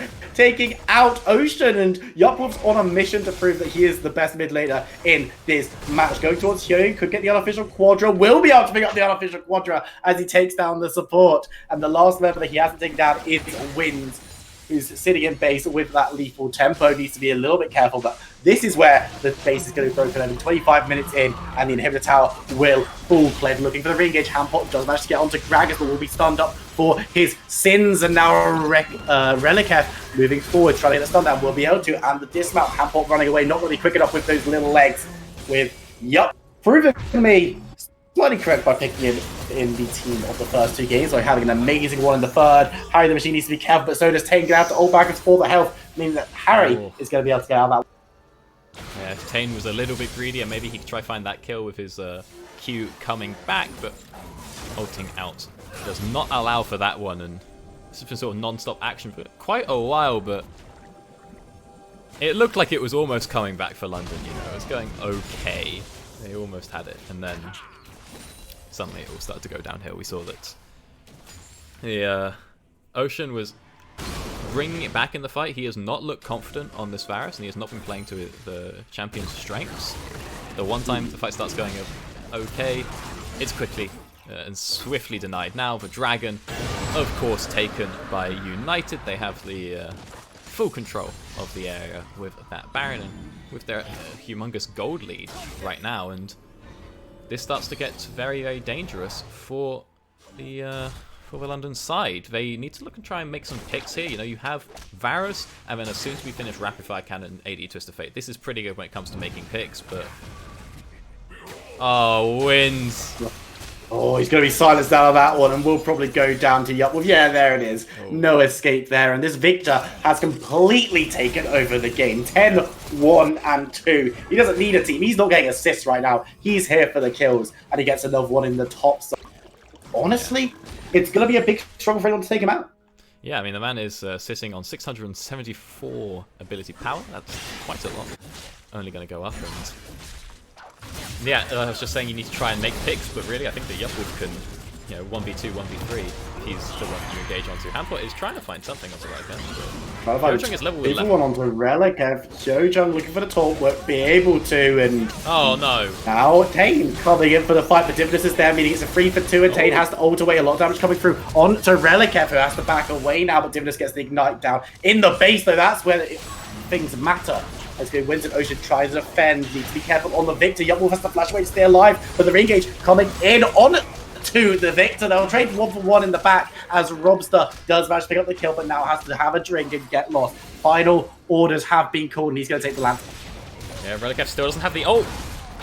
No, he doesn't. He's to face tag that one. Not able to get the Q for the heal because he was taunted up, so he's going to have to back away. He does survive, which is important, but doesn't get the inhibitor, which is crucially still. Wins might be able to try and defend this one. It's crucial to note he has Aftershock. Pretty strong choice right now. He's going to walk up. Nice dodge on that hook. Tane lurking on the side. You know, if you get the one parallel convergence with that Rapid Fire gold card, you're having a good time. But Hyojin, this is not the time to go in. He's looking to go in though. Will be instantly blown up. Hampot will follow as well, and he's going to go down. The cage comes up in the back, and it's going to be Tane probably getting taken out as well. Of course, Yuppwolf isn't there, but there are still 3 members of United breaking in. They're going to be able to get the easy inhibitor there, and it looks like they might push for a little bit more. They haven't got a minion wave though, so should be forced to back away, but the minion wave is crashing in. Wins desperately trying to hold this one off. The Baron has ended now. Reliketh not quite here, and see there's a lot of poke coming through from the Varus here. Big stun on it to Gragas. Not quite enough. Wins has the ultimate. If he was to pop it now, he would see how split they were. I think he wouldn't find a better use for it before it came off cooldown, but he doesn't know that, so he's going to sit on there. Like, he should see Robster on that blue ward. He is on the right half of the map. He might still go for it, but he's playing a bit safe. Always maybe been a problem for Wins is that he's sort of a bit Bjergsen-esque. You know, he'll play these sort of control champions, but then he'll also play that very safe, very reserved style, and that's very good in ADC. But sometimes you kind of need that guy to really take over the game. And in these back foot situations, Wins will keep his team in the game 1v9, but he'll never be the one to take out the Nexus, you know? So, I'm not quite going to go for the crazy madman play there. We saw that just the amount of hooks that this man dodged in the span of the last 3 minutes was insane. Really playing it on the line there. Absolute max range. And you're seeing a little bit now the threat that's coming through here from Ocean and Wins, the ability they have to poke with this rapid fire cannon, and of course I've seen this so many times at this point. I've seen this movie one before, but Wins is going to be able to get the gold card this time. Is he? He's not going to walk away. He's trying to now. But there are so many more members coming in. The stun will land, and it looks like Renekton might fall down. Hambot is on his little leg. Gets taken out though. The stun coming in from Wins. Lifesteal! So many members. Lifesteal! Crocodile might keep him alive for a couple of seconds longer, but look in the base. Members of United are crashing in. Ocean has turned around very quickly and is looking to defend. But will he be able to survive 3 members of United? Galio looking for the engage against the top, but it's only on to the fresh with Robert. With the Gragas coming in as well, it could be in trouble. The Omelette has to come through to Tane, keep him alive. Harry the Machine cutting through members, takes down Ocean, takes down Tane. And who is going to stand against this Aphelios right now? Not the first tower, not the second tower, and surely not even the next. The Ocean trying to hold it back, but a hook is finally landed onto Wins. And it's the only one that mattered. United moving through, take out the Nexus, take out the series. And United will be the team to win out here in the London United tryouts for their UKLC. Massive congratulations to the United roster. Everyone pulling out really great plays throughout the entire series. And that has to include the London players as well, right? It's not they weren't consistently outplayed the entire time, and everyone had highlight moments. But of course, everyone also had the more questionable moments, right? You can look at players like Yupwolf, who played so well in this final game, and for large periods was the defining player on the map. But in game 1 on the Z, maybe a couple of questions in a matchup that he should have been winning really hard. And the same goes for all the players. But United, I think, deserved victors in this 3-game series. And London United have some questions to ask themselves. They've been given a very tough job to decide which 5 players they want to take through to qualifiers. Yeah, it's... See, now after this game, my answers might have changed a little bit, but do you want to go first? Who would you take of the 5? It's difficult. Yeah. Top lane is very difficult. I think I'd take Yupwolf mid. Mm-hmm. I think he showed good play on different styles of champions. And I think what you were saying about Wins is very true. The idea that he's a very good player and can play these control style champions, but he is a bit safe. Yeah. And going into the UK scene, you can't sit off and wait for... You can't sit off if you're behind. Yeah. Because otherwise you do get choked out. And we see it all the time in UKEL last split, and even watching the UKLC last split, which is now the NLC / top tier UKLC teams. We saw players sitting off sometimes, and then it's just like okay. Like, you can sit and watch the UKLC and be like, okay, well, we know that this team's going to lose, but we know it's going to happen in 15 minutes time. Yeah. And you can't afford to have that kind of player consistently. And while Wins is very good, I think the Yupwolf was making these plays. Like the plays he was making on Victor. Wow. Chef kiss meme. Okay, so here's the thing with Wins, right? Okay. Multiple sort of times, especially over that game, I sort of made a big deal out of, doing things like saying the buy timers and roaming with a jungle, getting these like 4-man dives and so on and so forth, blah blah. This would make it seem that Wins is a very strong player, but needs the right jungler. That would sort of be implied from the fact that there's like a lot of situations here that Wins was he's either not aware or not shot calling it enough, and there's sort of a problem in that 2v2, and Wins just needs a good jungler to take over the game for him. That's an understandable sort of perspective to take from what I've been saying over the last 3 hours. However, this man won like 8 tournaments in a row with Rosalina as his jungler. So it's big flame. So you know. Did Rosalina win the? I think he won something in the university awards ceremony. I think he won the player of the split or something. What the chat master and Ollie? Yeah, award yeah. ceremony? He either won meme of the split Honestly, or player of the split. You were- We got for both. I was nominated like by proxy for like 3 awards, and I didn't win any. I was not nominated for a single thing. I was... I know, so I wasn't directly, but an event that we cast was. So I was like, we'll Yeah, take that. true. Did that And one my- win? No, it didn't. Wait, how 2 of my and events my- were up there? This is... Yeah, wait, got oh no, you win. You won a because I think Southlander won. Oh, So- Southland. Hey, I'm smurfing it. All right. All that proves is that Governor is better than me. That's all that proves. What is and the... Teamfight Tactics was nominated, and he didn't win either. Very hard. I'm trying to think. Like, I can't even figure out the... Like, I can't remember the acronym. It's so insanely complicated, but... Yeah, it's very long, and it doesn't really. I can't even think what it stands for. But that is neither here nor there, ladies and gentlemen. We're going to be coming to the end of this stream now. Thank you so much for joining us. I'm just going to have a quick shout out for London United, of course, the amazing organisation that put on this event and brought these players together and brought us on board. So thank you very much to them. Make sure to go follow them on social media, Twitter at LDNUTD, or on Instagram at LDN_UTD. So underscore for Instagram, not for Twitter. Make sure to go follow them on there to find out which of these players will be performing for them in the UKLC qualifiers. And I'm sure that they'll be putting links down to where you can go watch those games as well. Also, make sure to follow us on social media at Dr. Casts and at eViperoon. Little E, because we want to make Red Eye angry whenever he looks at my Twitter profile. And Harry, do you have any final words before we go our separate ways again? Hampot, Tane, Wins, and Yopwolf very comparable. They're significantly different strengths. I think Wins is the best, or probably definitely up there in terms of UK free agent mids. I was surprised to hear he was a free agent for this one. Ocean Varus definitely needs a lot of work. Maybe he's an Aphelios one trick, and so in that regard, maybe Harry the Machine over. But also you have to think about like personalities and stuff like that. And then Hyojung and Divinus again. I know Divinus is a big shot caller on teams he's on. Is that worth more potentially than the little technical than things? the slight advantage Hyojung seem to have mostly? You'll be able to see on social media which one London United values more than anything. Thank you so much for joining us, and we'll catch you next time for some more League of Legends.